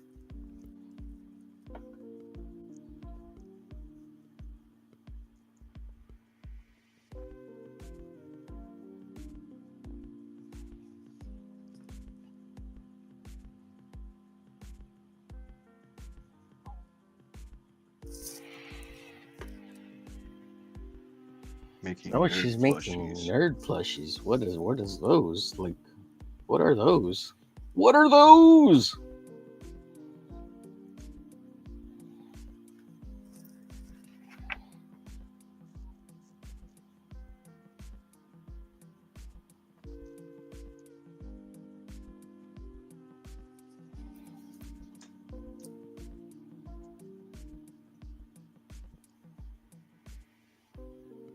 So are those your monthly comics you picked up there? You got some heavy metal, some Antarctic Press. Yeah, I usually like at least once a month get a haul. Yeah, it's good stuff, dude. It looks It awesome. you know, and then the heavy metal's a quarterly publication, so I'm not sure if I'm going to get 2 magazines every month or every quarter. You know, Yeah. the Mob edition and I always get the cover A, so and the cover A. Yeah. Well, so if it's quarterly, isn't it 4 issues a year? Isn't that what it Yeah, means? Yeah. Yeah. yeah. I said I don't think they have the resources to do a monthly. Yeah, That's like a back in thick the book. day. It's like at least 150, maybe 200 pages. That's a thick one. Well, they got to build back their audience before they could go monthly, man, because they lost a lot, right? I mean, Well, they totally went under. Frank yeah. Forte and a couple of the editors got together and bought the name, I guess. Yeah. Didn't Kevin Eastman own it? Was it Kevin Eastman Nah, I don't know. back in the But day? I know. All I know is Frank Forte's the editor in chief, and like I said, I talked to him a few times, like when he used to live stream. Oh yeah, Pretty cool that's cool. guy. Yeah, Yeah. he's pretty cool guy. You know, Hmm. I bought a few of his pieces from eBay. You know, a couple sketches and whatnot. It's Wow, it's criminal that's dope. how cheap his shit is. I guess he worked on Bob's Burgers too. I'm not Oh sure, yeah, but you know, but cool. he's the editor in chief of Heavy Metal magazine now, so I guess he's pretty much in charge, or at least editorially in charge. I don't know Right, what the fuck that means. right. Very nice, very nice. Yeah, but I've been following him for a while. You know, I got a lot of his Antarctic or his Asylum Press books, and you know, like was it Eek and what else they got? They got zombie horrors, and Chopper was a good one. It was kind of a take on the Headless Horseman, but modern days with drugs, Hmm. Vampire Diaries. And, yeah, it's another series. What was it? Comixology. I used to have a subscription there. And, they'd have a lot of books from Asylum just for free reads, just because you subscribed. Hmm. But I think they did away with Comixology. I'm not sure. That was an Amazon thing, and it became like Kindle or something. I'm Oh not yeah, sure. yeah. Hmm. Yeah, that was that was a whole big foobar.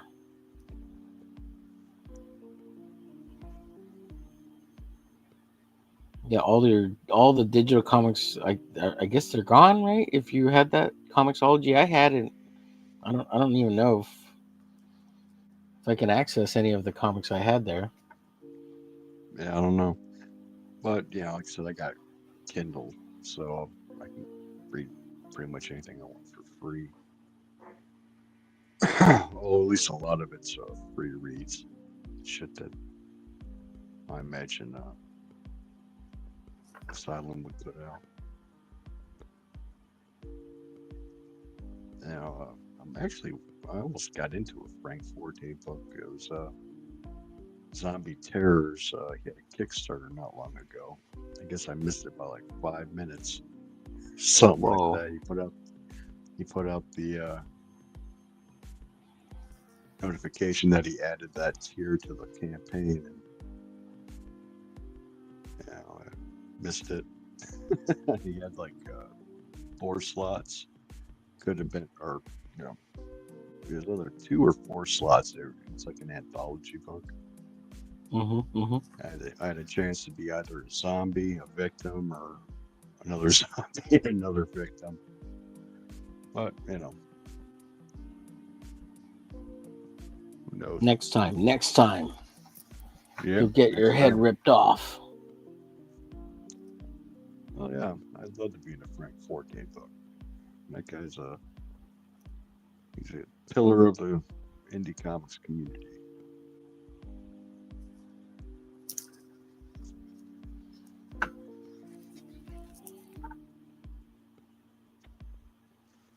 But I guess since Diamond went under, he's having problems delivering that campaign. So, and now he's doing that that heavy metal thing. So, who knows when that's going to arrive? Yeah, the whole Diamond thing is wow. What a mess. Yeah.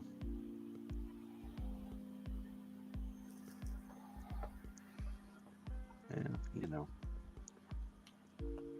it opens the door for more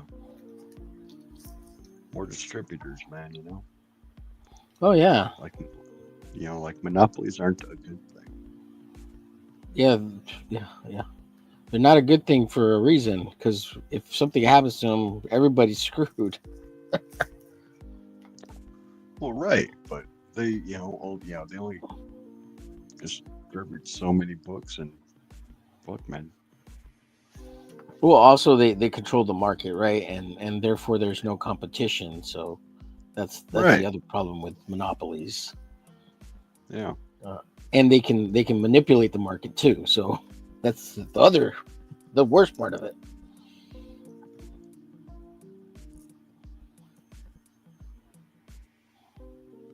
Yeah, I remember there was back in the 90s, you had 3 distributors or almost even 5 distributors, because there was like an indie market that distributed, and they had 2 distributors and of their own. Yeah, I'm not sure. I don't know, but I kind of like the crowdfunding model a little bit. It has its drawbacks, but look, man, Kickstarter, Indiegogo, all of them, they're gonna put Marvel, DC out of business. Well, yeah. The indie crowdfunding model is great. If only what's it called had lasted long enough to see this light of day, they probably could have survived. What was it? The one that Lepresti used to work for? Even Bart Sears and Andy. What was the name of that? CrossGen? Because CrossGen always wanted to move to independent mailing and sales through the internet. Like, they were trying to start a whole thing through that. It failed, but I don't know. You know who CrossGen is? Nope. I don't have a clue. CrossGen, yeah. They had what are some of the titles they had? They were only around for like 6-7 years, maybe 5. I can't even remember the comics they had. They had one called the Path, and that was drawn by Bart Sears. Then they had oh my god, I should look it up because I can't remember off the top of my head. But Marvel ended up buying their whole catalog, so they wouldn't come back. Just like they bought like Malibu back in the day. Oh yeah. And then just killed everything.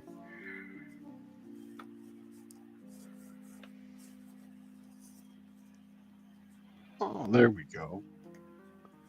Global Comics is adding a print on demand option. Oh yeah, Someone yeah. I does. heard about that recently. Yeah. What is it? Indie Planet does that though. Yeah, Indie Planet. Yeah. Yeah. They have a print on demand. I've gotten a few books from them.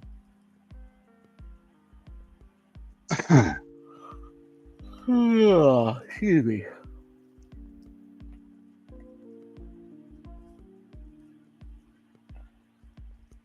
The Sigil, Meridian, First, Sojourn. None of that rings a bell. Cross-gen. Sojourn sounds Ruse. familiar.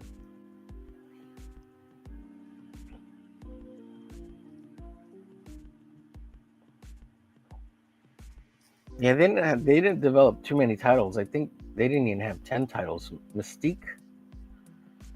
I think they were just like their first wave was 6 titles, and then their second wave was going to be another 6, but I think they only put out 4. So, yeah, I guess. And then I think they only lasted like 4 to 6, 7 years. Yeah. I saw like a little glimmer of hope on Kickstarter. A book called Stabbity Bunny. I guess they have a new issue out. They were originally with Scout Comics. Cool. I don't know if you're familiar with Stabbity Bunny, but No. you know, it was a short little series with Scout about mental illness and how like a little girl dealt with trauma and rabbit to stab people. Well, that Little sounds stuffed interesting. rabbit, little stuffed Yeah. rabbit that run around stabbing folks. Wow. Let's see. K-pop said that her nerd plushies, they're like 2-sided. One side is Batman, and I guess the other side would be like a Joker or something. Hand sewn. Those look cool. Yeah. They sound cool. So my niece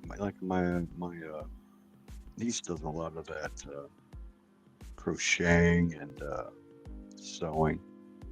I got a really nice beanie from her for Christmas. I've been trying to get her to make sew up some voodoo dolls out of burlap and such, you know, make them all creepy and shit. Oh yeah, that's cool. Yeah. You know, and our local graveyard often sells dirt. I've had a bunch of it brought to my property. I use it to fill holes and shit, so I got a pile of graveyard dirt. So I figure that's one of the ingredients of a voodoo doll. Just maybe get some hair and shit. Yeah. Wow. Fascinating. Sell that shit on eBay. Yeah. Yeah. Yeah. It's funny.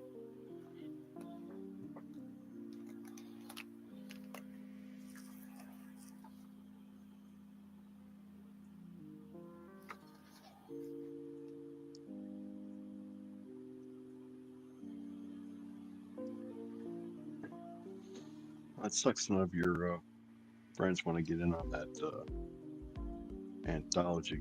You think it's because they're artists and not writers, or I don't know. Are they writers? Some of them can write. I don't think that's it, because some of the projects that have been kind of pitched already, they didn't have to write anything. Somebody else was going to write them, or like I was going to write, or I was going to lay out the pages for them too. So, and then one of them, it doesn't involve any writing, and it has to do with just getting all the artwork that we've done on the show and put it together so we can make an art book. And it wasn't even going to be like a comic. It's just going to be an art book. And I can't get a consensus on that. But I know that Peter, aka Pad, he's going to make his own art book, and that's cool. So maybe that'll light some fire under their butts. To be honest, Kirk, I think the biggest issue is they're all afraid of failing. Like they're afraid nobody's going to back their book or back the book. Oh. I think that's what it is more than anything. And I don't care. Like I don't care if I fail or not, you know? I'm willing to try it because you're never going to know unless you try. And in my eyes, I've already failed if I didn't even try. Well, right, you know, it's I guess I don't know if it's a matter of ownership or like Yeah, I don't you guys should, it's better make a coloring book, right. Those things, like I said, those things do well. Just draw and ink a bunch of pictures, put them together, and Yeah, a lot of it would be like this stuff that we do on the Hump Day show, just whatever you drew in black and white, or if even if you colored it, we could still get it published. I mean, right. Yeah, so I don't know what the holdup is or what the hesitation is with those guys. Maybe we just haven't had enough time to talk about it on the back end, and that's another thing. It's really hard to coordinate like outside conversations with everybody because of everybody's work schedule and stuff like that. Yeah. So getting everybody on a round table to pitch or to jump on a cohesive idea is kind of hard. If that makes sense. Yeah. Well, it's just a hobby, and into a lot of people, they just like drawing. Yeah, there's that too. Yeah, a lot of nerves. Yeah, because what was it? Well, if you ever come up with like a coloring book or something like that, Rick Piper. Cross Comics. Canadian. Yeah, he Canadian Shields. Yeah. Yeah, he put out a few coloring books. I guess they did okay. And he just people send him shit to put in the book. Technically they're getting published. That's awesome. Yeah, Rick's cool. He's a cool guy, man. And that trailer he made is wow. I love listening to that stupid song. It's great. Oh god damn it. That fucking song. Like once it gets in your head, it's like a fucking Here's a Canadian Shield. I drew Canadian Shield. I was hanging out with Rex and Rick over on Rex's stream. I started drawing that. So little Canadian Shield. Like I said, something like that would be great in a coloring book. Yeah. And like everything he does is like real family friendly and shit. So like, we could. Yeah, absolutely. Yeah. Put him for sale with his church and shit.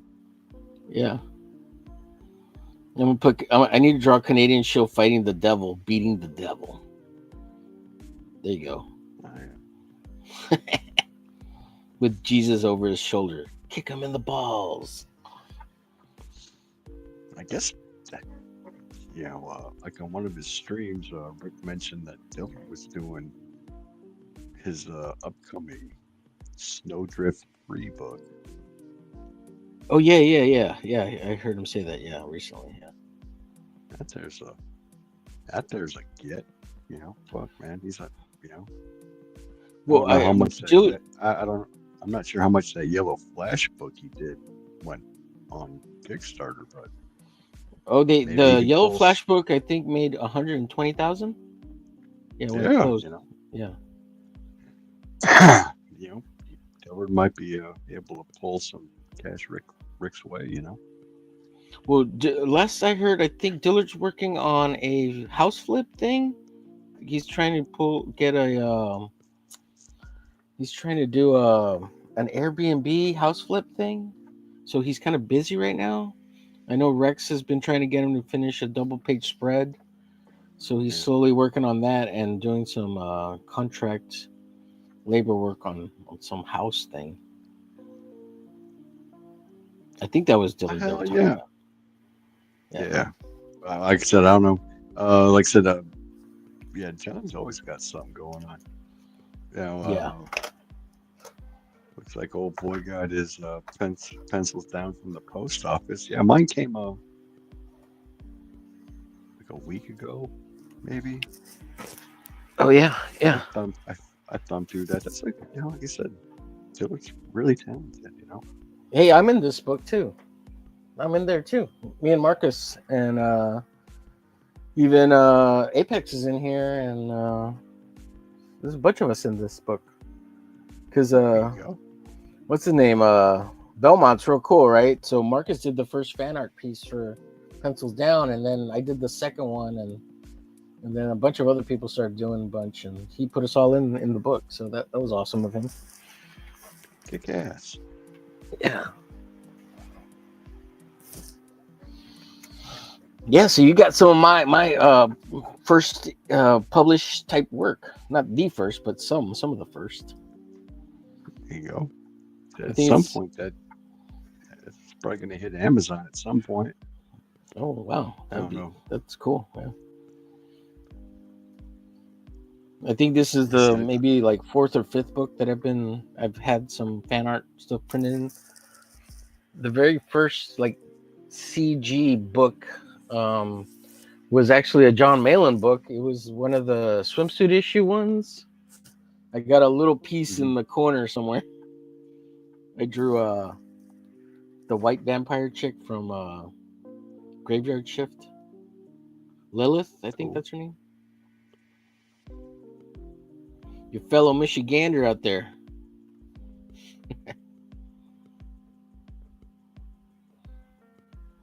That's cool, you know. Yeah, you got the whole fan art thing. It's nice when they actually publish that shit, you know. Yeah, it's fun.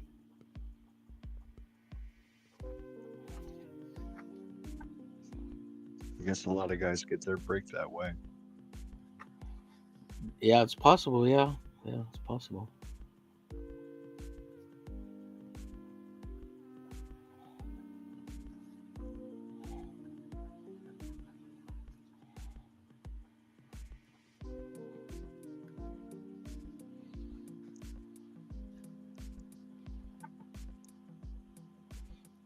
Yeah, I don't mean to keep you, Crook. If you were gonna get ready to shut down the show, I'm just hanging out. I just thought I'd jump on and hang out. So Oh man, that's cool, dude. yeah, I'm just wondering what you do all night. You did 5 hours last night. You're here this for- I do this. Before I jumped on here, I was gonna watch the newest episode of The Foundation. I don't know if you watched that, but it's on Apple caught TV or whatever. But Isaac Asimov's Foundation, whatever. It's pretty damn good, man. I've been loving this series. It's good. Cool. Good stuff. I said I was thinking about checking out The House of Usher on Netflix. Oh, okay, cool. I was a big fan of the Vincent Price movie. So Yeah. the old Poe series. Yeah. I think that was a Hammer film. Yeah.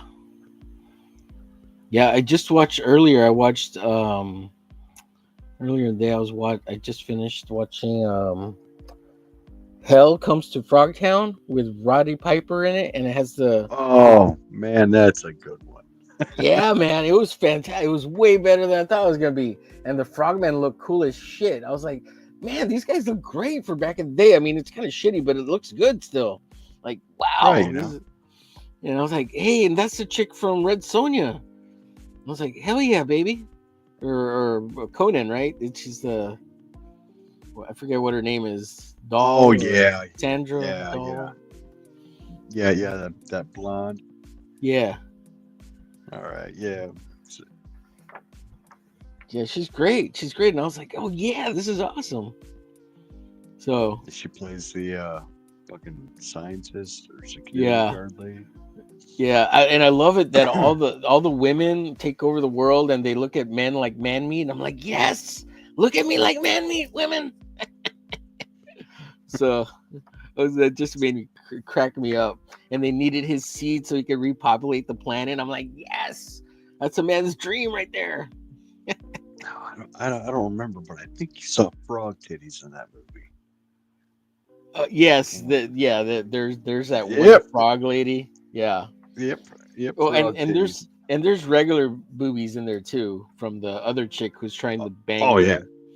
Rick Piper out in the desert. It's No. hilarious, man. And you know what? What's great about it, Kirk, is I found it on YouTube for free to watch, and it's the whole movie. Yeah. That was even better. I was like, Gotta "What is love it. this?" I was like, "Oh shit, this is the whole movie." And it even had the That's it. movies in it. I'm like, what is going on, YouTube? It's awesome.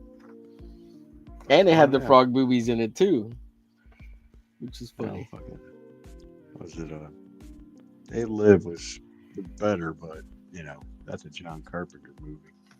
Oh yeah, Yeah, yeah, that's a you good know. one. Yeah, Instead of like Roddy Piper, you know. right. You know, he was a triple threat, man. He was good on the mic, he's good on the movies, and he could play the bagpipes.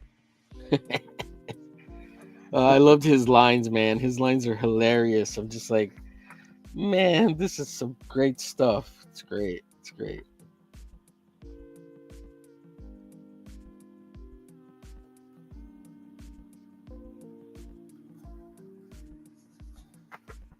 All right, if you guys want to hop in, yep, link's still in the chat. So, you know, if you want to hop in, feel free. Oh, Howlier got Yeah, his it's that- pencils down today. That's awesome, dude. I gotta Yeah, he check picked my it up. email because I bought the digital package and I'm supposed to get like all the digital comics that Belmont's made, that's cool. and I haven't seen the email, so might have to email him. I'm gonna say, "Oh, you missed the time, you missed the date, Omer Glitch. You ain't getting shit."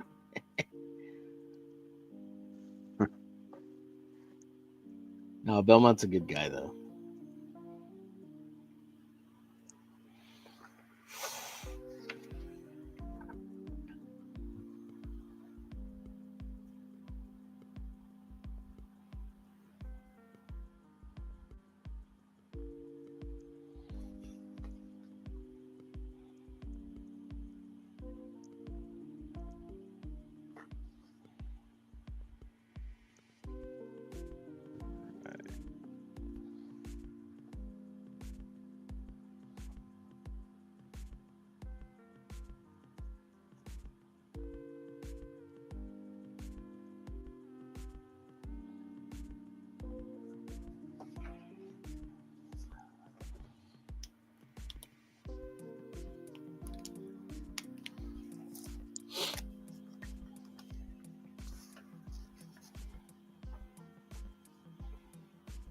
So, what do you do for a living there, Omer? I'm a former retired art teacher. There you go. So So you were formerly retired. semi. So I COVID really messed up a lot of things teaching wise. So I don't want to do that anymore. So I'm retired from teaching because I don't ever want to go back and do that again. I don't blame you, man. Kids are assholes. Yeah, it's getting really weird and really bizarre with the cell phones. It's so weird. They can't put them away, man. They can't not have them in their hands. They use the cell phone to film each other, like the students, and then they use it to blackmail each other in really weird ways, so that they'll be their friends. Like they're constantly trying to catch each other do things and catch other people doing things. It's so weird. And they're And like constantly blackmail them so they don't tell their teachers, or all what? sorts of stuff like that, dude. They're just wacko with the cell phones. The last student, one of the last students that was that I saw with the cell phone, the little story. She was this chubbier kid, right? And not a lot of people liked her. So what she would do in order to make friends is she would catch somebody doing something embarrassing, like one of the other girls, whatever, and then she would go up to them and say, "Look, I caught you doing this or whatever. If you don't be nice to me or be my friend, I'm gonna post it on the internet so everybody could see it." And I'm just like, what is happening, right? And this is a conversation I'm overhearing from my desk, and they're at their desk, and I'm just like, this is weird. What is happening? That You is know? some sadistic shit. Yeah, man. And I'm just like, What the like, I'm like, am I supposed to report this kind of stuff? Because it wasn't directly like by me or whatever, but I could just overhear it, right? And I'm just like, what is happening? This kid's a freaking weirdo. Like, I don't want to be around any of this stuff. Like, this is not good, right? Like, how do you curb this behavior? I'm like, hey, can you put your cell phone away? And then they'll put it away for 5 minutes, and then they take it back out. But yeah, it's nothing I want to be a part of anymore. I'm done. So Yeah, and you currently can't looking. Go ahead. It's like you can't tell them not have them because with all the shit going on today, you want someone to call 911 if they have to. Oh yeah, that, and if you tell them or take their phone away, they call mommy and daddy. Mommy and daddy come into the front office. Then the principal starts bitching you out in front of the parents, and I'm just like, what? Like, I thought you said it was a no cell phone policy, and you don't back us up. So what's the point? You come take the kid's phone away then. Like if I were to tell the principal, but they never back the teachers up. If a parent comes in, it's very. You ever think about teaching abroad? Like some place where kids already know how to act. Like Europe or Japan. Japan, China, anywhere else.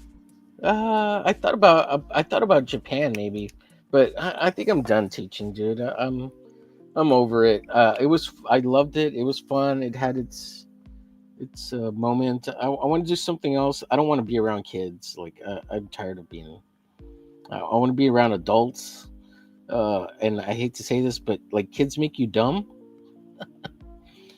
because you're not having like adult conversations. Like, oh, it's so weird. Like they just they drain your brain. I don't know how to explain it. I don't know, man.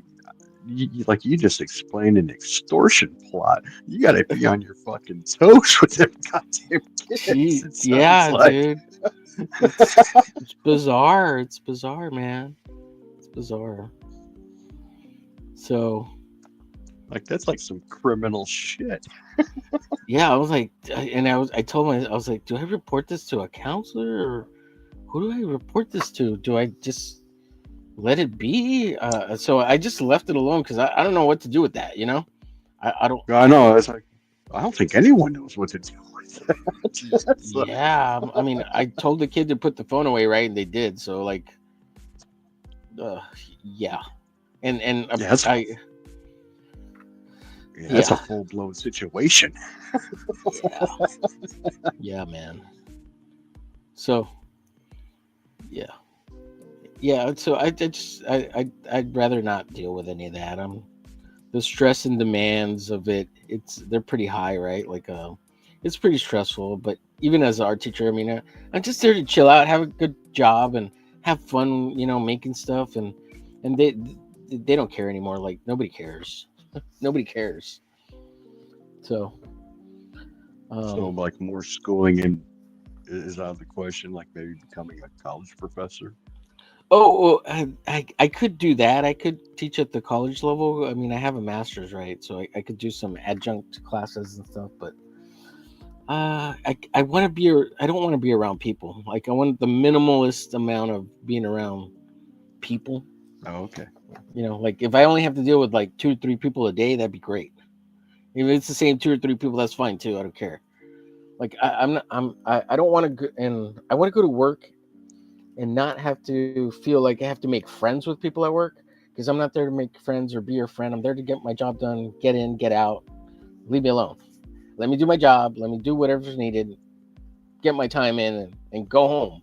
I don't want to hang out with people after work. I don't want to be your buddy. I don't, You get a lot. You actually get a lot of that with teachers. Like I said, I don't know. I'm not a teacher. I've never been a teacher. Everybody wants to know everybody's freaking business. It's so weird. I'm like, maybe it's because there's a lot of women. You know what I mean? Yeah, that's become an issue too in the teaching field. At least the last couple of places I've taught is the women are like taking over. I don't know, and it's fine. Just stop being so emotional about everything. Everything is so freaking emotional. It's just like I don't care about your fucking feelings. Like the only experience I really have working with women was like when I was in the restaurants, and it's I kind of get what you're saying. Like being in the kitchen, there's like three of us, you know.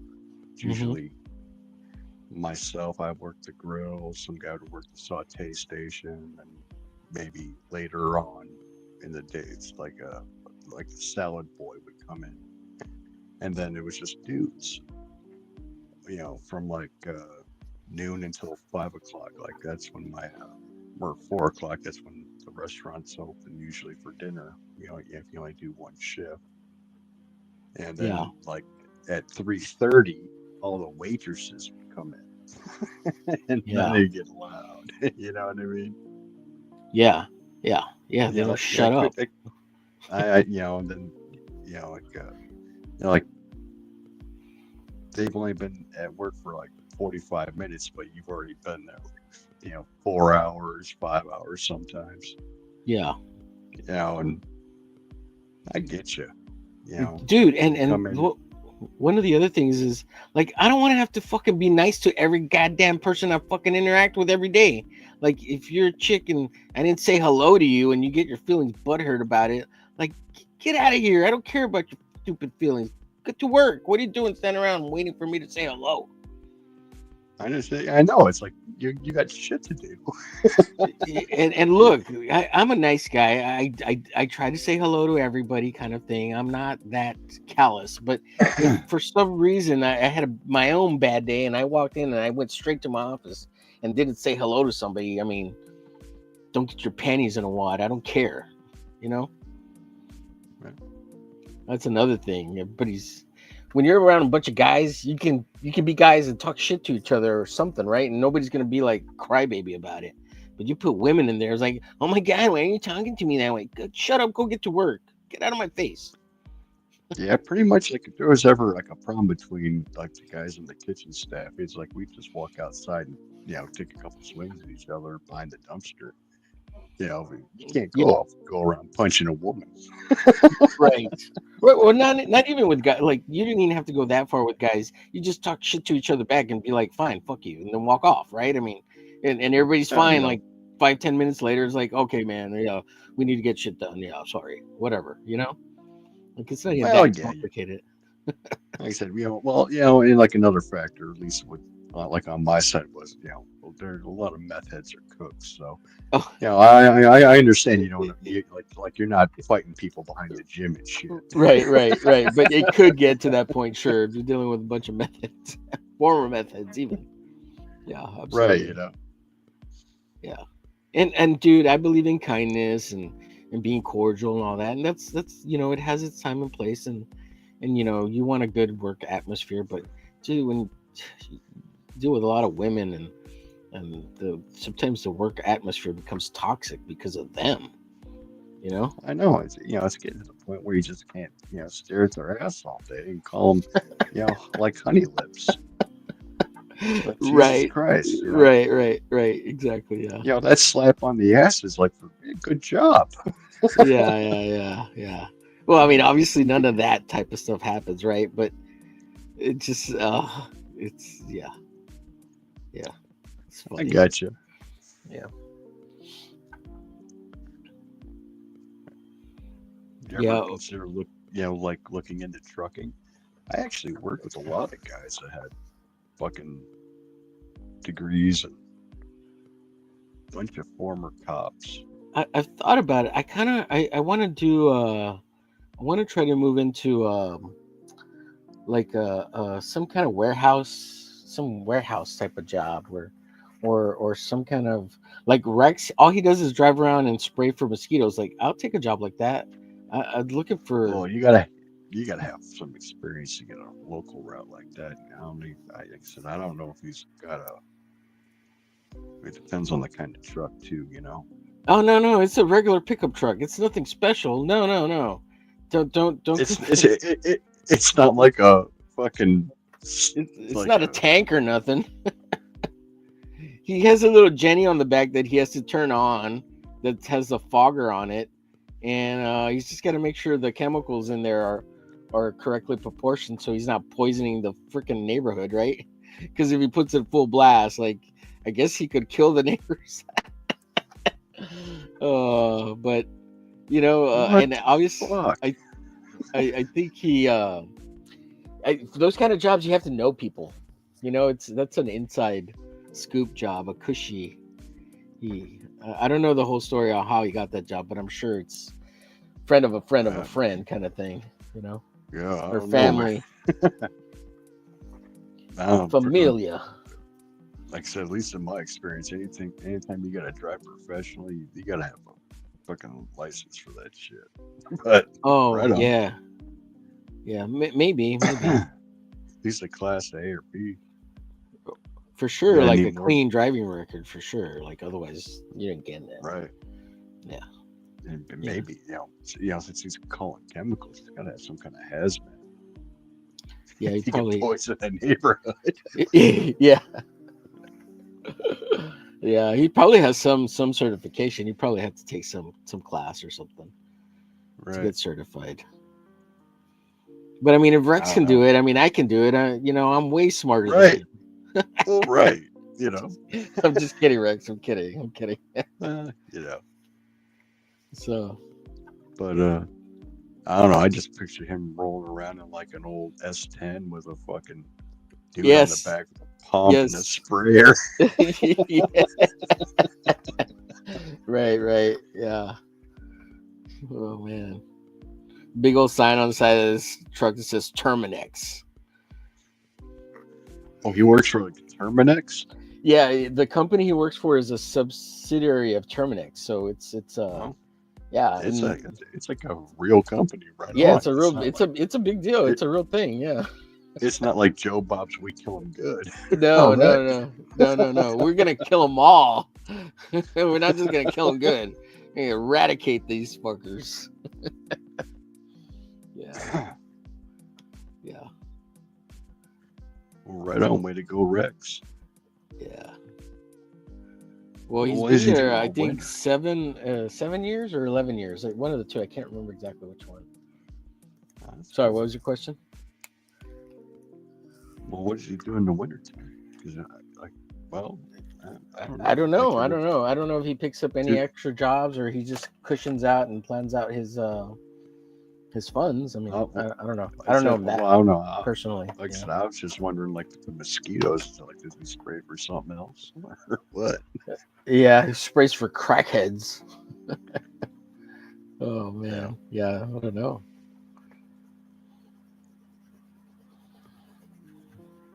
I guess if he's in southern Arkansas, he might not. Well, yeah, it all freezes. It all freezes at least to Dallas. Yeah, he doesn't. Yeah, he does. I don't know what he does during the break. He does have a break. He does. Oh, okay. The job does break Who up. knows? Yeah. Hell, he might. Yeah, whatever. I'll have to get the link for his campaign. His campaign's still open. Yes, sir. I dropped a bunch of links here. Let me drop some more. We got. What do we got? We got. All right. Sign up for the Driscoll Sisters 2. I might be in that book. Blank Canvases told me that my character has a small arc and flashbacks. I guess, like I said, like in issue 1, my character was on the first page and part of a big old epic battle between fucking forces of good and evil and such. Gets fucking killed. Oh, that's cool. But I guess, if I'm lucky, he might get a name. That'd be even better if he gets named in the fucking comic. I guess that means something, doesn't it? Yeah. Cool. At least, I in hadn't heard of this. collectible shit. I hadn't heard of this comic. I'll get the notification so I can check it out. Right on. Hey, kick ass, we got him one. Look at us go. Doing good in the world. Yep. Let's see. What else we got? I think. Oh, Wicked Town. Where is So you're like I'm really into indies, aren't you, Crooked? You're like big indie guy. Like you're not even mainstream like at all. Like it doesn't sound like anything mainstream. I tried to do needle drop theater for a minute on this channel, but it seems they just cut that shit. What's needle drop theater? I don't even know what that is. What is that? I was gonna play some weird indie music and shit. Oh, okay. Yeah, that's but, awesome. you know, well, I was, but I tried the other night and it just kind of boots me off. I put the Oh, link really? to it, like the link of the video, the link of and the channel, and then Uh-huh. I even put in the description that this ain't my shit. I'm just playing it. Mhm. But they automatically boot you off for that, I guess. Yeah, yeah. YouTube, it's so weird. Yeah, it's like copyrighted stuff, and sometimes they'll let you play it, and they'll put their copyright claim. Sometimes they will stop Right. you from playing it. Sometimes they'll copyright strike you. It's just you never know what they're gonna do. It's so weird. Yeah, I just got a copyright strike for playing this booty video that I would use over and over again. Thank God it counted as 1 strike instead of 5. But Yeah. so that sucked. But yeah, you never know what you can use or can't use. The best way to test that kind of stuff is if you can download the video, download it to your computer, and then upload it to YouTube privately and leave it on there for like a month or two and see if it gets a copyright claim or a copyright strike or something like that. And then you can delete it if it's not available to play. But if it shows up and there's no copyright claim, then you might be able to play the video and not have any issues with it. So that's what I've been doing lately. That's what somebody suggested to me to avoid copyright strikes on live streams and stuff like that. Just keep it private and then leave it on your YouTube in the back, and then see how long, or after a week or two, if there's no copyright claim or strike on it, then you're fine to play it live. I don't know. That's what I've been told. Okay, because I tried with one video. I just left it public. It said copyright, but then it said this is not a strike and blah blah. They allow It's just a claim. this to Yeah. be played. I said I don't care about monetization. You know what Right. I mean? So Mm-hmm. like if they're gonna go ahead and fucking take it, dude. Yeah, No one's they gonna take be the fucking- they take the monetization, which yeah, it's fine. Who cares? Yeah, just let me play the video. Yeah. That's cool. Yeah. It's like I don't give a shit. It's free advertising for your video. Like people, if they like it, they'll go find it and watch it. And like I said, the links in the description. Right. You know? Yeah. Hell, I'll put that shit in the live chat if I have to. But, Yeah. but the first video, I started off, I just uploaded it. I downloaded it, then I re-uploaded it and left it public, and it just said copyright on it. I figured it was okay, but then I put it on the live stream like the next day, and they boot me off immediately. Fucking, I went through like my little camera roll, and then it fucking boom, you're gone. Yeah. Same thing. And then I thought maybe it was my internet because I didn't know what the fuck. It was the second time I streamed. Yeah. So that I started it again, and it played through fine. I played the video and did that and whatnot. And then the other night, fucking they booted me off like 2 minutes after I played the video. So I don't know. Yeah, But who knows? it's a shit show. It's a random up in the air, whatever the AI gods decide is right at the moment. Yeah. Right. So it looks like we're not going to have needle drop theater. Next time. You have to find some other kind of weird shit to push or whatever. Are you doing those like that background that you've got going right now? Is that something you made in like some kind of video editing program? Yeah. Well, it's I get a lot of stock footage So it's like this was just a 5-second thing, Mm-hmm. and then I fucking kept doubling it and threw some filters on it. And then I put in my fucking name and shit. Yeah, that's cool. Because I was gonna say you can go to a YouTube studio and look at the audio files that they have available for copyright free. So you can like mash up your own videos and audios to make your own like videos and stuff. Yeah. Make your I own. said, Is Needle Drop like a certain type of music? Or what is it? it was just what I was calling the live, Oh. the segment. Your segment? Oh, okay, gotcha. Because I was gonna say you can make your Yeah. own Needle Drop videos that are copyright free, so you can play them. Right, but it's just fucking, I don't know. Yeah, it's more work. Yeah. Yeah. It's hard enough putting together the show as it is. Now I got to cut together music videos, and Yeah. I'm not even on cocaine. Oh man. I was just hoping I'd be able to do, play YouTube videos on YouTube. Fucking Yeah, assholes. I know what you mean, dude. I wish I could do that too, and it's just so frustrating. Like all the shit for the intro videos that I do on the Hump Day show and even Monday Night Draws, like it was hard to find all that stuff, and just like, can I play it? Is there a copyright claim? Because I don't want to like lose my channel, and I'm not monetized either, so it doesn't matter. Right, it's not like they're gonna, who gives a fuck? I just need some I'm filler just kidding. time. Yeah.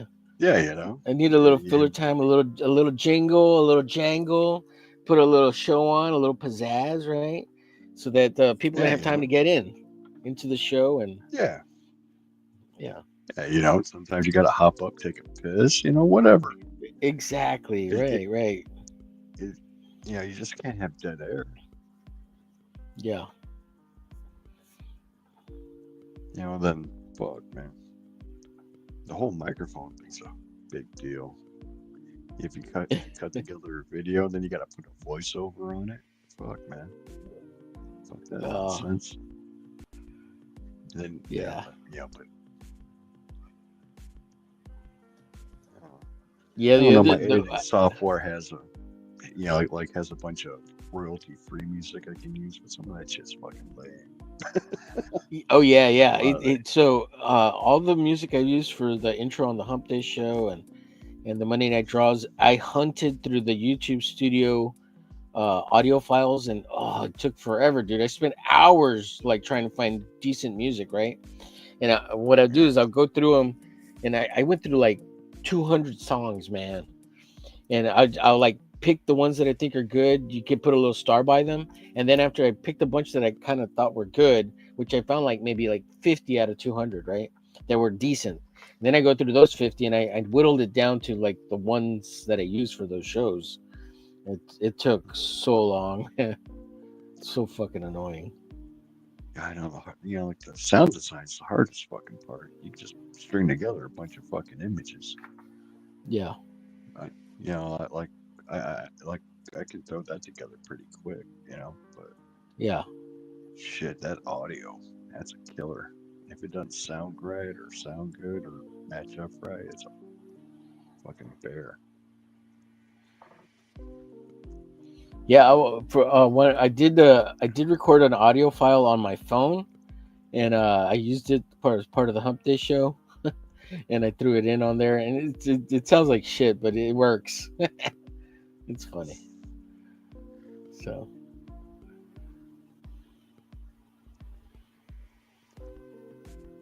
Yeah. Maybe I'll try having musical guests and have them play. I don't know. Sounds like a cool idea. it But is then a they cool can't idea. play- they can't play anything copywritten or the fucking Yeah. machine. Then like the machine will fucking know. Yeah. Now, if you want to play like popular music or music from musical guests, something YouTube kind of allows is live performances, because the quality, as long as it's not perfect studio quality, the AI doesn't mess with it. So just check Cool. that out if you want to play like a lot of music, if you want to do that route. Yeah, it's like like I follow a bunch of weird fucks and they follow me back. So yeah, Oh yeah, and Oh, cool. there's music people that are out there that aren't picked up by a record label yet, and they're like independent. And if they let you play it and they don't do the copyright claim on you, like that's okay. Like that'll work. That works. I'll have to give that a whirl. Yeah. All right, Kirk. I think I'm gonna jet. I'm kind of done here. I just got to finish the floor piece here, but I appreciate you having Right me on. on, sir. Hey man, thanks for coming. Thanks for Absolutely. letting me figure out how to bring in somebody. Oh yeah, for sure. Yeah. If you ever need any help with StreamYards or got any questions, just shoot them at me, and I'll try to help you out anytime. All right, man. Thanks a lot. And if I get a chance, if you ever want to jump on Hump Day Show or any other live stream I'm on, I'll send you a link on Instagram, because that's where you're There you mainly, go. right? Yeah, that or Blue Sky, but like I said, yeah, it's pretty much my only. Cool. Whatever you If call I it. get a chance, and I know that you're like, I'll give you a heads up, like, hey, I'm gonna jump on the stream tomorrow. If you want to come hang out, I'll send you the link, and just so you'll have it ahead of time, so it's not a random thing. Right on. So, Oh, cool. all right, buddy. Now, all right. Go ahead. You got a question? Oh, yeah. Actually, I do. I sent out a couple links, and in this, Streamlab, they have this. Just make a studio. Uh-huh. Do I need a new link for every one of those I do, or if I just keep reusing the same studio, does the old link work into that studio? No, so every time you make a new live stream, you get a new live stream StreamYard link. So, and okay. that link is going to be for every one of the new live streams. So if you're going to have to send that new link every time to whoever you want to have on with you. Okay. Does that make sense? Did I explain that clear enough? Yep. Okay. I totally get But if you ever want to hang out on with somebody in a back room where you're not live and you're just conversating, or you want to have a meeting or something, you can use your old links and go to any of the ones that you've created before and hang out there in the back room and not be live, but still have a meeting or whatever. So you can reuse your old like that. Yeah, does that make sense? So you're offline and not live. Okay, I totally get you now. Yeah. So now, like, if they were to come by before I go live, would they come in with me, or would they have to drop out and come back in?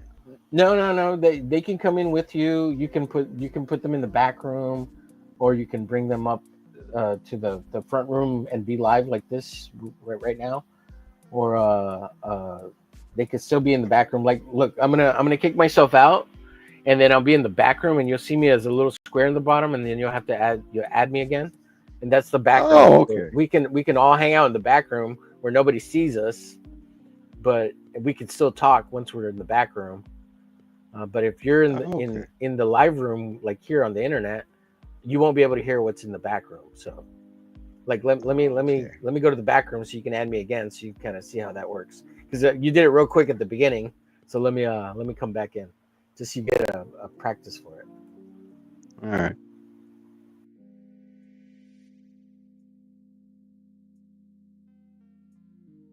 Okay. Me?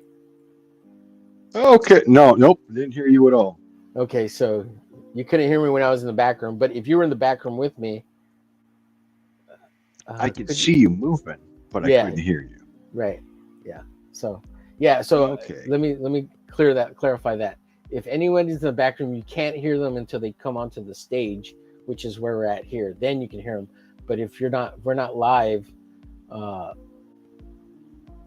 obviously we can talk to each other here, but if we go into the back room, we can't hear each other. So that's just how StreamYards works.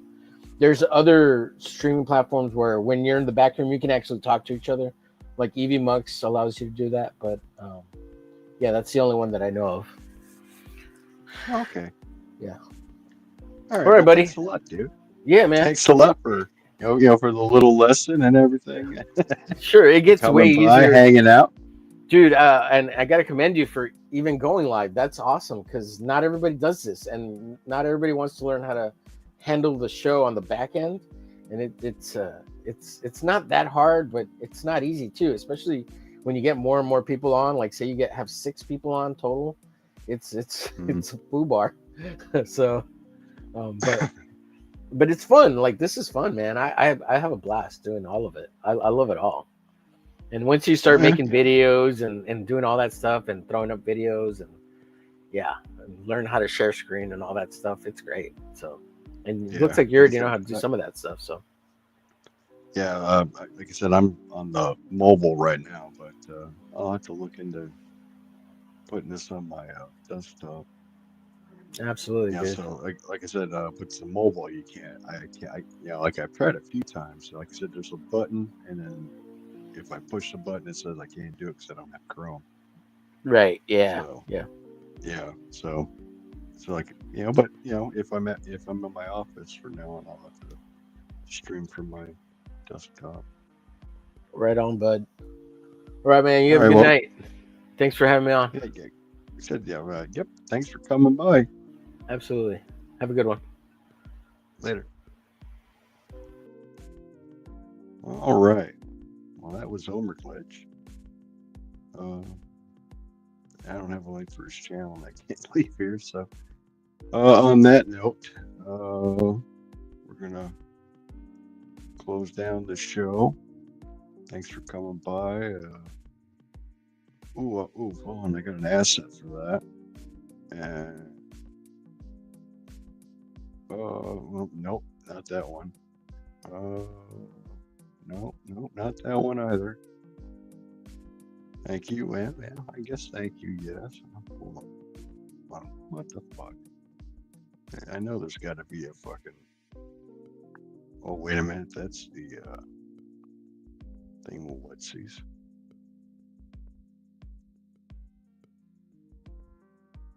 There we go. Overlay.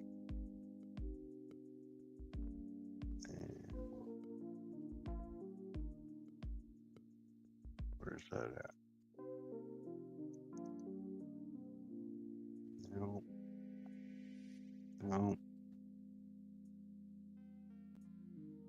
There we go. Like and subscribe. All right. And we're out. They said you were a giant. I am nothing, but I must be everything.